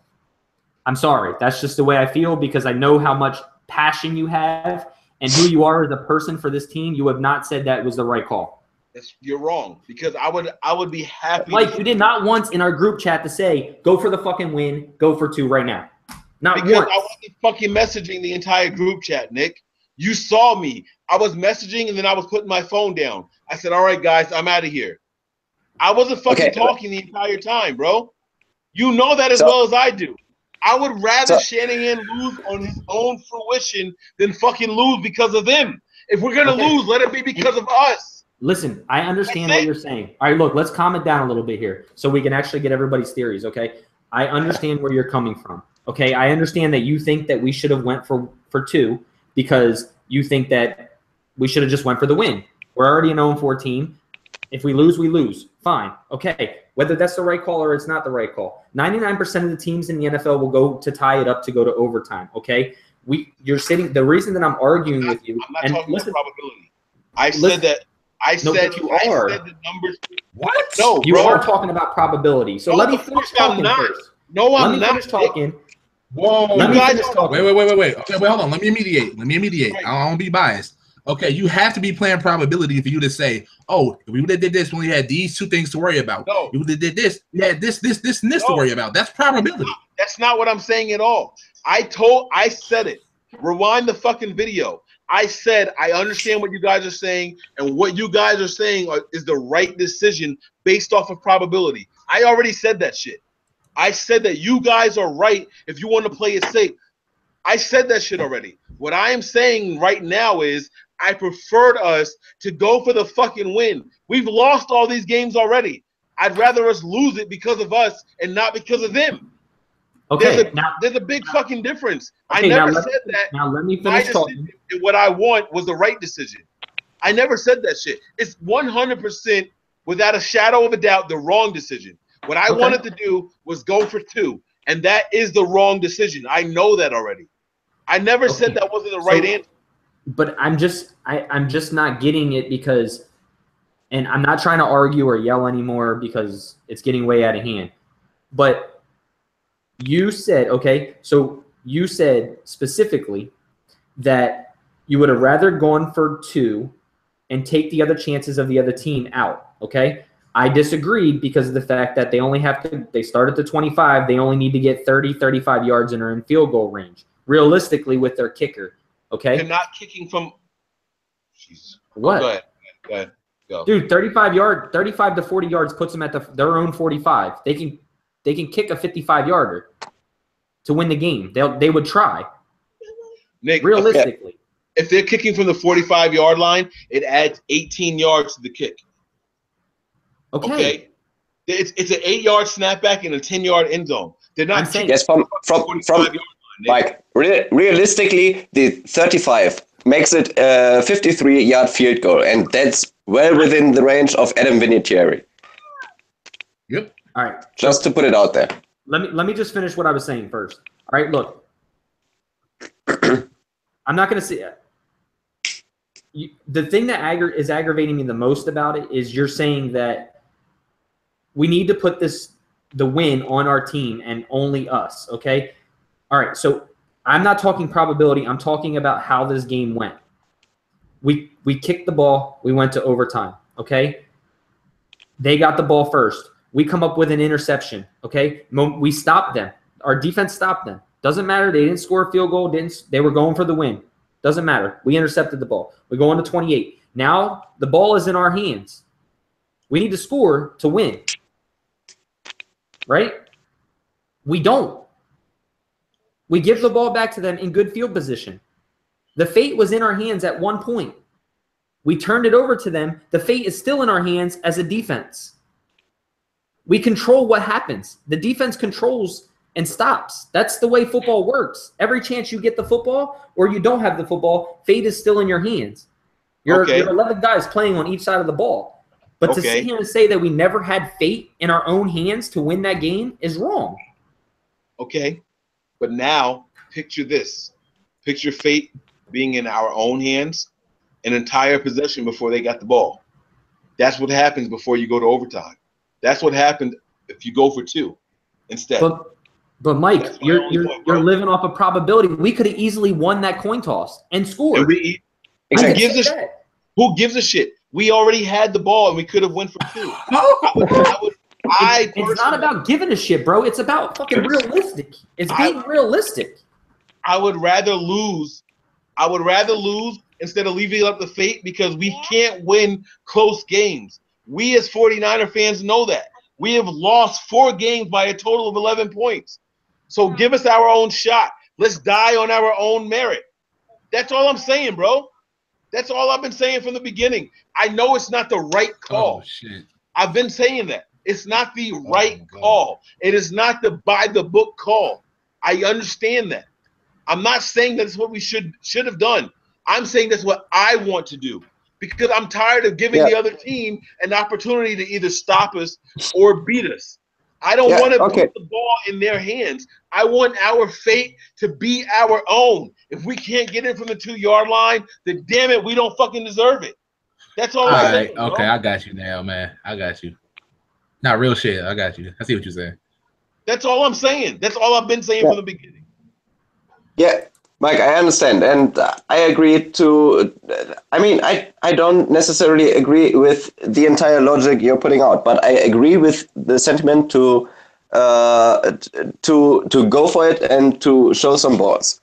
However, it's a boom or bust, and I don't think the reason why I don't think it's the right call is because I don't think we are yet in that boom or bust situation. That's why I think going for the extra point and then going in overtime is still a valid call. And I don't see that necessity for boom or bust yet.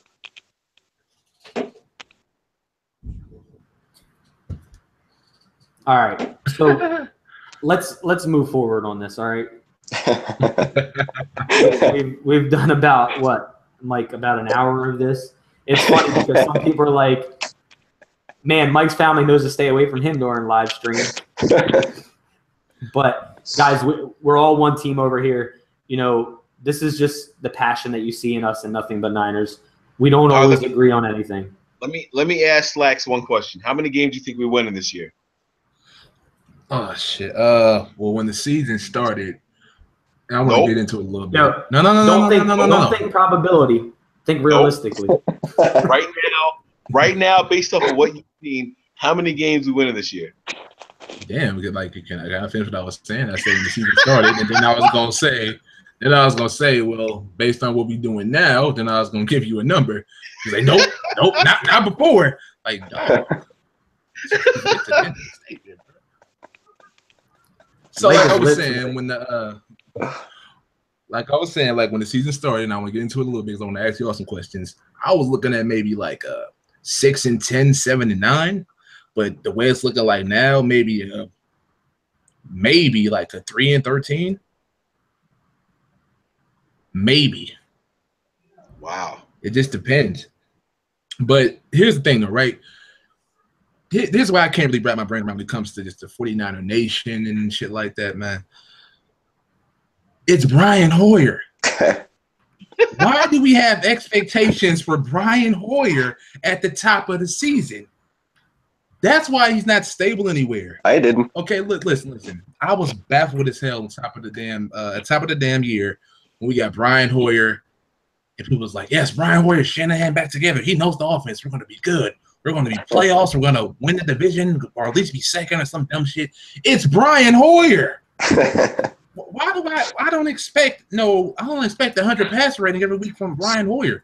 The way he's playing is exactly what I expect from somebody that has been traded or moved so many times.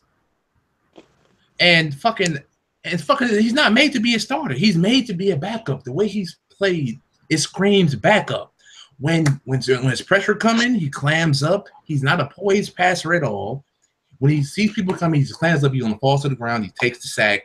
When the game is on the line, like today in the last 4 weeks, he doesn't know how to stay poised and stay cool. He panics when the pressure's on his back. He's not made to be a starter. So why are we so damn just blown away by how bad a backup quarterback is playing? If it was Cousins that we got over the offseason and he was playing this bad, yes, throw tomatoes at that fool. But it's Brian fucking Hoyer. Why do we expect fucking at least a 3-2 record with Brian Hoyer?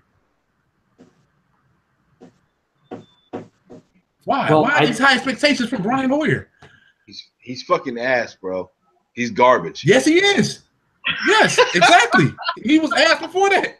He was ass before he came garbage, here. Bro. Listen, Brian Hoyer is like any. I'm not even going to call him average. I'm going to call him below average. Brian Hoyer is. You know what Brian Hoyer is? He's a good backup quarterback. He's a guy that, if your starting quarterback goes down, you feel comfortable with him coming in. If Brian Hoyer is coming in for a 5-game period, you're comfortable with him winning 2 games, not 3, but 2 out of those 5. That's exactly what Brian Hoyer is. No reason should he be starting 16 fucking games for any team. It just shouldn't happen. Should not happen. That was my next question. If we picked up Cousins over the offseason by some miracle way, and he got hurt week 1 first play, and Brian Hoyer came in, did the same job, are we still as outraged? No, because so why are we outraged now? because as a backup, you expect one thing. As a starter, you expect something else. That's why. You know why I think a lot of people are bet. A lot of us, a ton of us fans believe the hype that we've seen coming out of the training camp. This to Goodwin, this to Garcon, this deep ball, this, that. We haven't seen a deep ball really, consistently in San Francisco in a while, right? Vernon Davis used to be big for it until he got smacked around and then was no longer the same receiver. Brian Hoyer, I think, is a good backup quarterback. I can agree. But I also think that he's an offense builder. And what I mean by that is to help move this offensive system further along than it would normally with a quarterback who didn't know the offense. As a stepping stone, as a bridge, right? So you draft Beathard, right? You go and get him when you want him. You brought in Hoyer, who knows this system, who's going to help you progress this offense faster than it normally would of just throwing a quarterback in who needs to learn the system. There was no chance. If there was a chance of us really getting Kirk Cousins this year, I believe that Kyle Shanahan would have really did it. The fact that Hoyer knows this offense is he's going to move this progression through those 6-year contracts along faster than any quarterback that didn't know this system would have. Hence, drafting C.J. Beathard to learn behind a quarterback who already knows the offense. Whether his play is good, whether it's above average, below average, or a liability, he knows the offense. I don't think that Brian Hoyer is the answer. I've never said that he's the answer. Get the fuck out of here. You thought we were going 12-4, bro. I did. Okay, so then that means Brian hell no. You can't say he's not the answer and think we're going to Wait a minute. Well, hold on. See, I wasn't here. Please explain to me after what you just said about Brian Hoyer and about the expectations that we're not living up to. How did you see us going 12-4?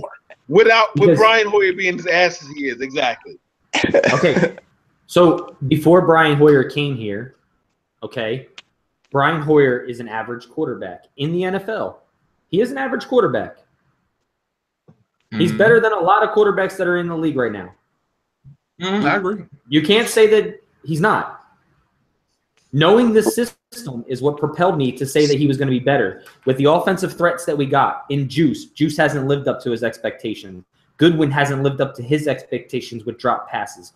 Arcone that is just now starting to live up to his hype. He's a reliable number 2 receiver. Okay? Carlos Hyde has been hurt.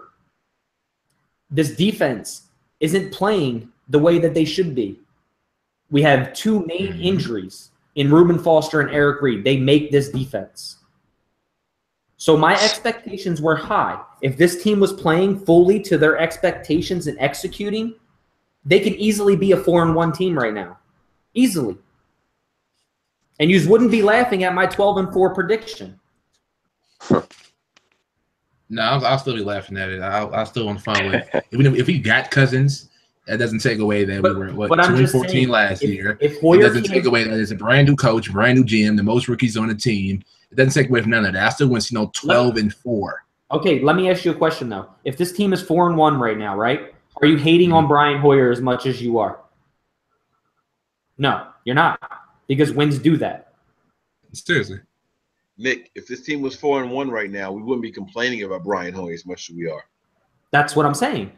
Okay. So before we because he would give us less reason to.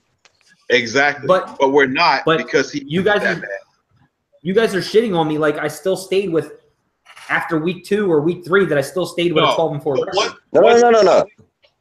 Okay, so after seeing expectations, so I lived in the probability world of saying that we could go 12-4 if everybody excelled and played the way that they were supposed to. That's counting 2 main defender players not being hurt and 2 receivers that have been going off for deep balls all year long from what we're hearing, and Kyle Juszczyk being that offensive weapon. Fuck that shit. So listen, man. That's what he normally does. He just shits on somebody what they say. Well, fuck that shit. It's just rude. That offensive weapon shit is bullshit, man. I'm not buying that. That was bullshit. He's a fucking fullback who gets 3 carries a game. He's a fullback who gets 3 carries a game and maybe a pass or 2 his direction. Like all that offensive weapon crap was nonsense. He's not an effing tight end. My wife is yelling at me about all right, but in the beginning of the year, you were on the hype, just like everybody else was. No, I wasn't on the hype because I never got on the 12 wins, bullshit. Bro. The hype said one thing. Call me out, bullshit. Reality said something else, Nick. I was never on the 12-win hype train like you, bro. You were not talking shit like that on Kyle Juszczyk. Get the fuck out of here, bro. You were hyped. You were hyped about offensive weapon. Nick, Kyle Juszczyk literally never did anything. Bro, you always try to make everybody else look bad when you were wrong. How am I trying to make that? What was I wrong about? You were all over Juice's dick, bro. How? When? Don't say you were. Come on, bro. What are you talking about, Nick? I'm talking about your dick riding Juice. You were. When? When was I on Juice, Oh. bro? Are you fucking serious? Yeah, I'm 100% serious. When did I say anything positive about Juice? That was you, bro. Bro, get the fuck out of here. You are delusional right now, man. I never said anything positive about Juice. What? Oh my god. Never did anything positive. Bro, are you being serious right now? Somebody, Stefan, tell me something positive I said about Juice. Stefan hasn't even been with the team as long. In the beginning of the year, you were all over his balls, bro. Deep. Did I say positive about Juice? You said I can't even remember what I had for breakfast. Don't ask me to remember the things you said weeks ago. Yo, Fair. I'm about to pull up some chats right now, bro. Let me ask Nick. Nick, what did I say positive about Juice? He was going to be an X factor. He was going to be the #1 blocker for Carlos Hyde. He was going to catch balls and take defenses off of their backside because of his versatility. I never said deep in him, bro. No, you're wrong, Wow. Nick. The only thing I ever said about him was being the blocker for Carlos Hyde because he's a fucking fullback. And that's what fullbacks do. They block for their running backs. I never said anything else about him because I don't know anything about him. I never saw him play in Baltimore. I never said any of those things you're talking about, bro. Bro, the only bad thing you said about him was that we overpaid him, but that he was going to be worth the money. Let me ask you a question. Why would we? How am I going to say we overpaid somebody and they're worth the money?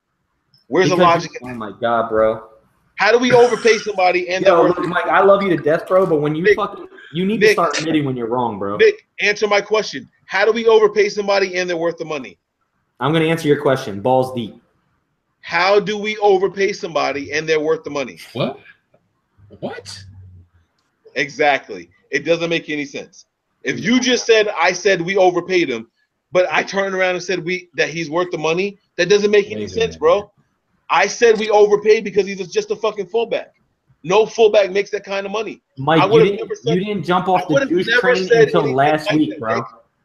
I would have never said anything like that, bro. Find the tape. Everything we do is recorded. Find the tape. Where is it?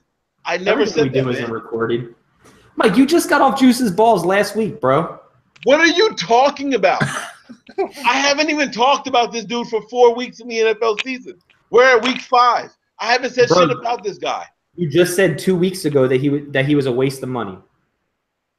A waste of money is proving my point. I said you got off the juice train. I said you just got off the juice train last week or 2 weeks ago. What are you? Nick, I just did a quick Twitter search with Mike's 49ers, Mike handle and Juice check and Juice and whatnot. There isn't much there. Bro, I'm talking about our own chats. I've never been high on chats. Okay, I can speak about these. Bro, get the fuck out of here, man. Mike, I'm just saying on Twitter there wasn't. Whatever, man. I'll tell Mike he's always correct. Just whatever. Nick, man, I love you, but you're bugging right now. I was never high on a fullback, bro. Hey, yo, y'all do this every week? Yes. Bro, I gotta come on here, man. I gotta be the mediator. I ain't gonna let no bullshit slip by. All right, guys, listen. This has been a lot of fun. But I want to start some closing remarks, okay? The 49ers are absolutely their worst enemy. I think all 4 of us can agree with that. The 49ers are losing games because we cannot get out of our own way, whether it be penalties, offensive play calling, because of personnel. The 49ers are their worst enemy. Does anybody disagree with that? No. Nick, Stefan. I don't know. I'm not allowed to talk anymore, so. I don't think anybody disagrees. The 49ers are beating themselves, okay? That's number 1. Number 2, I think that offensive play calling and offensive personnel has a lot of growing to do. I don't like the fact that Pierre Garçon was on the sideline during certain plays in this game. I don't like the fact that Carlos Hyde was on the sideline during certain plays of the game. And I think we can all agree with that.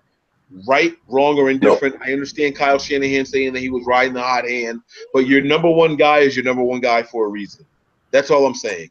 Okay? Yeah, but let me disagree here to a certain point. even if you're in Cincinnati, you will find plays where AJ Green is on the sidelines, even if it's just 1 or 2 or 3. Same with Pierre Garçon. I also don't think our play calling is really bad. I think Kai Shannon so far does a very good job. He schemes guys open. He calls mostly the right plays, and I don't really have an issue with that. That said, I have an issue with offensive personnel that's on the field. It's, for me, more execution than on the coaching staff or play calling. I'm with you, man. I get it, man. There's a lot of things that the 49ers. Mike's just with you because he doesn't want to argue, because earlier you were saying it didn't have nothing to do with execution. It was all the coaching.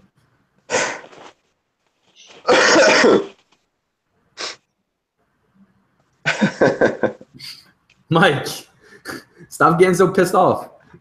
Let me ask you a quick question. So, y'all remember when we had Trent Dilfer as a backup and Alex Smith went out and he became the starter? No. Yes. Oh, you probably don't, but you remember Trent Dilfer, though, right? Yeah. yeah. Okay, so that was the worst damn quarterback I've ever seen our team have. But once he got hurt, then Sean Hill. I don't know. came Jim in. Junkenmiller was pretty bad. Trent Dilfer was literally missing like fucking hash rows to the sideline. I don't know how. But after he got hurt, Sean Hill came in, did a much more decent job, shed some light on the team, right? Then all of a sudden, people thought he was the future of our team. Do we want the same thing to happen with CJ? He comes in and he does like a step better, and all of a sudden we're edging these wins. Oh, he's the future now. Do we want that bullshit to happen? No. I don't think we really want that. This discussion happens every single time with every team that's changing quarterbacks during the season. It's happening right now in Minnesota. People at first they argued Sam Bradford was the future over Teddy Bridgewater. Then Bradford got hurt. Case Keenum stepped in. Case fucking Keenum. And people argued because he had one good game or two good games that he was not better than both of them on the bench or injured right now. And it's crazy. I mean, Beathard might develop into something good. We don't know yet. It's way too early. Right. But Brian Hoyer, I don't know that there's so much of a difference right now that you have to change anything. Right. See, when I came in, y'all was debating the whole should we change the quarterbacks, and I say hell no, not at all. Just obviously all our weak spots are not just that quarterback. If it was solely Hoyer by himself, then yes, then put in Bernard. Yes. The reason why we said should we change quarterbacks is this. Based off of the rest of the season, how many games do you think we're going to win? 2 or 3. Exactly. So if we change quarterbacks and put in a rookie, how many games do you think we're going to win?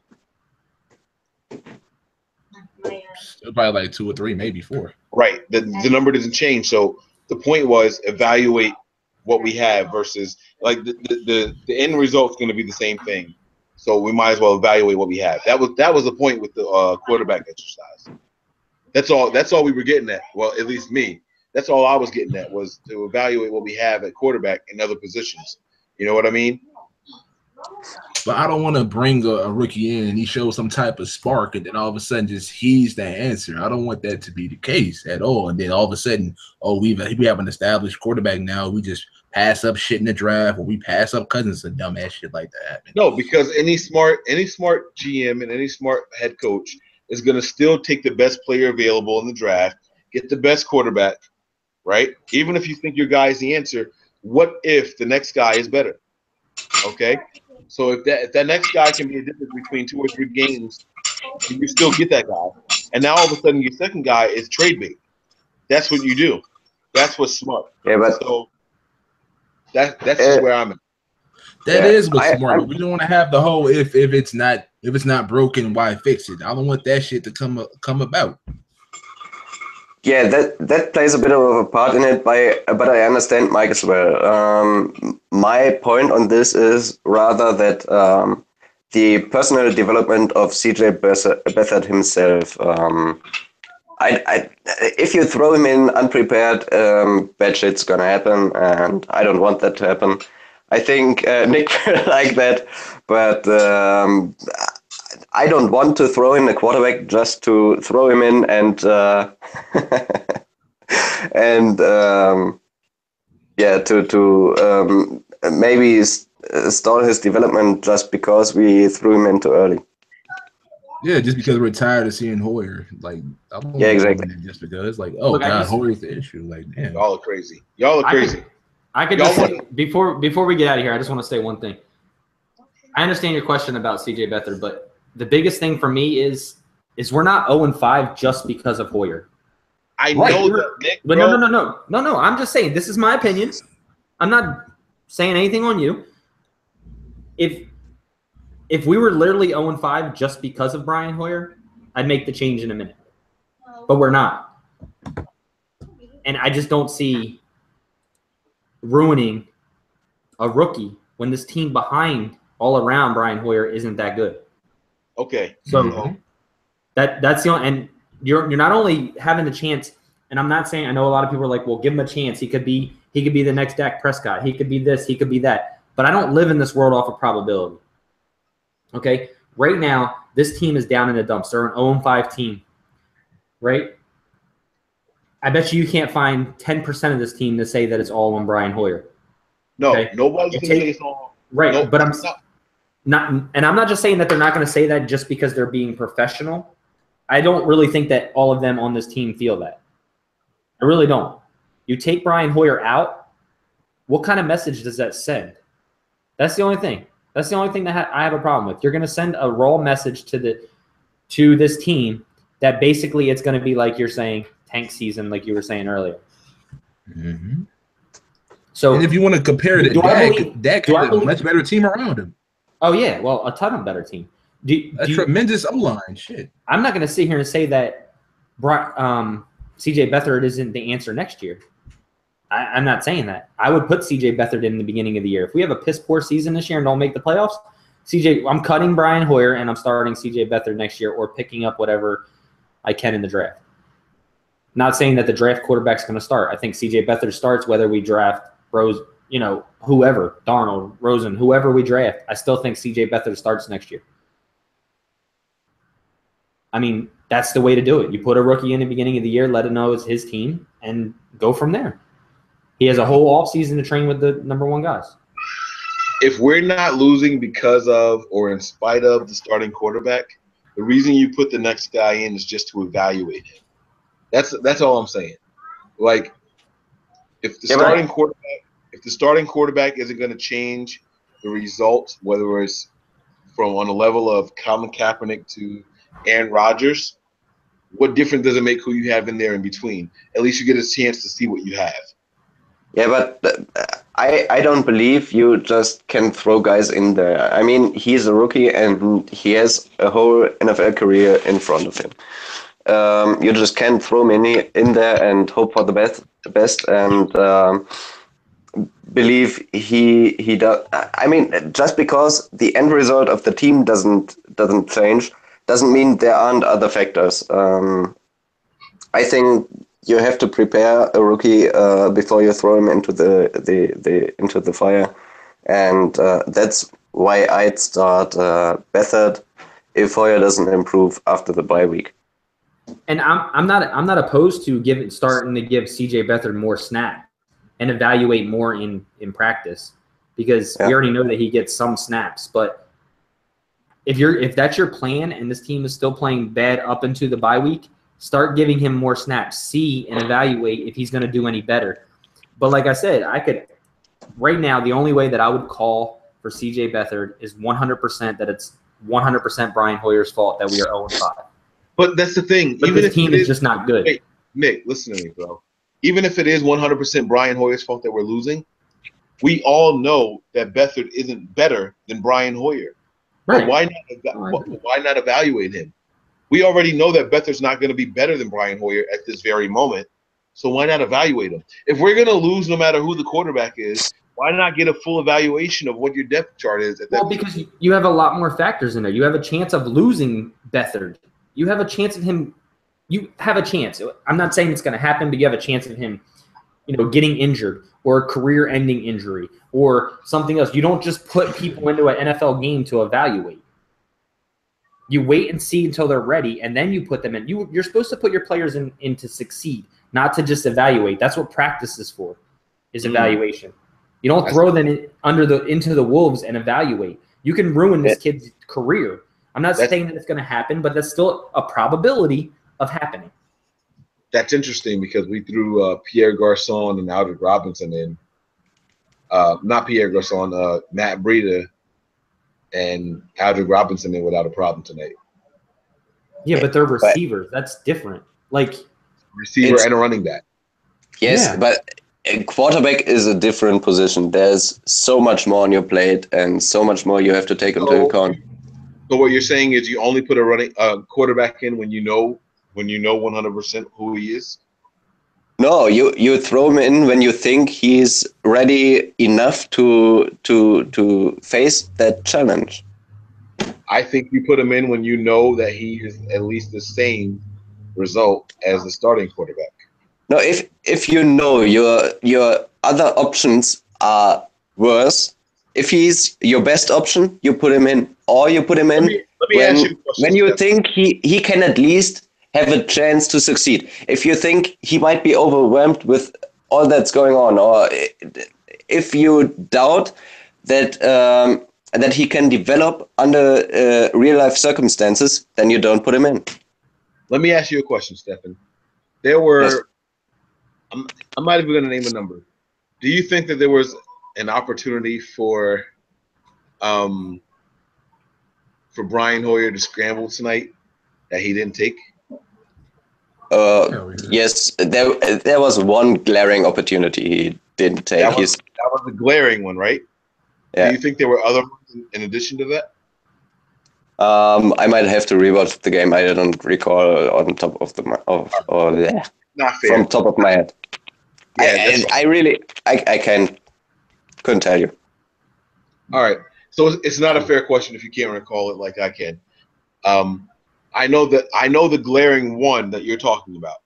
Where he just stayed back there and didn't take off, and there was an entire lane up to the left. It went up and to the left, right? That's the one you're talking about. But he didn't take it. You can't tell me. You can't convince me that a younger guy like C.J. Beathard would have taken that lane and at least convert it for a first down before he was hit. All I'm saying with that is he might not make all the throws. He might not be there mentally 100%, but we don't know until we put him in those situations. And if we're going to lose the games anyway, we might as well evaluate who and what he is. Yeah, but I at first I disagree with we're going to lose anyway every game we're yet to play. But that's another discussion we already had. CJ Beathard might give you a little bit more of mobility and athleticism. He gives you another dimension to the quarterback game.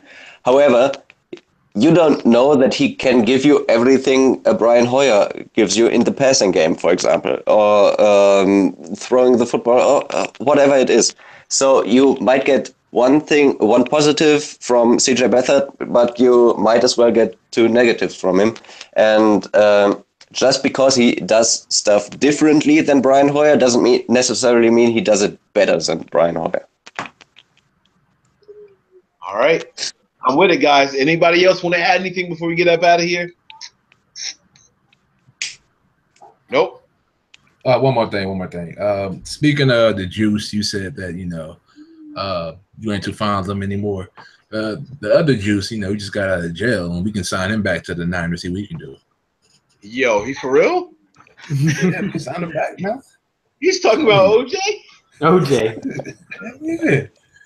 Make him like a running backs coach or something, man. All right, ladies and gentlemen, this episode is over. Mike, I gotta hear the babies though. I gotta hear the babies with nothing but Niners. Go ahead, tell them the thing, baby. Go ahead, say it. All right, Zara, say it. Our team is 49ers. No, that's not what you guys supposed to say. Nothing. You guys said nothing thing. Okay. Nothing but Niners. That's right. There it I is. love it. I love it. All All right, right. guys. We hope you guys enjoyed the reaction show, and more importantly than that, we hope we represented all sides and all takes. You guys got guys on different sides of the ball. We have people thinking that it's time to move on from Brian Hoyer. People thinking that we should stand pat. You guys got people saying that, whoa, get off. Are you kidding me? We got guys saying that the running back should have been in, they shouldn't have been in, and things like that. So hopefully we represented all sides well. I want to remind you guys where to find and follow us. All right, check us out on Twitter as well as Snapchat at Nothing But 9ERS. Give us a follow there if you are on those sites. Okay, check us out on the website nothingbutniners.com. That is spelled all the way out with no numbers. Nothingbutniners.com. Okay. Find us the same way on Facebook, space it out, Nothing But Niners. All right. And if you are looking for us on your favorite podcast site, you can look for NB Niners and Talk 49ers with With NB Niners. NBN We are Niners. there that way as well. Okay. And above all else, guys, stay faithful. We are out of here. This 0-16 season, we're going to own it. We're going to be proud. We're not winning a single game, but you know what it is? It is nothing but Niners! We in here, baby. And we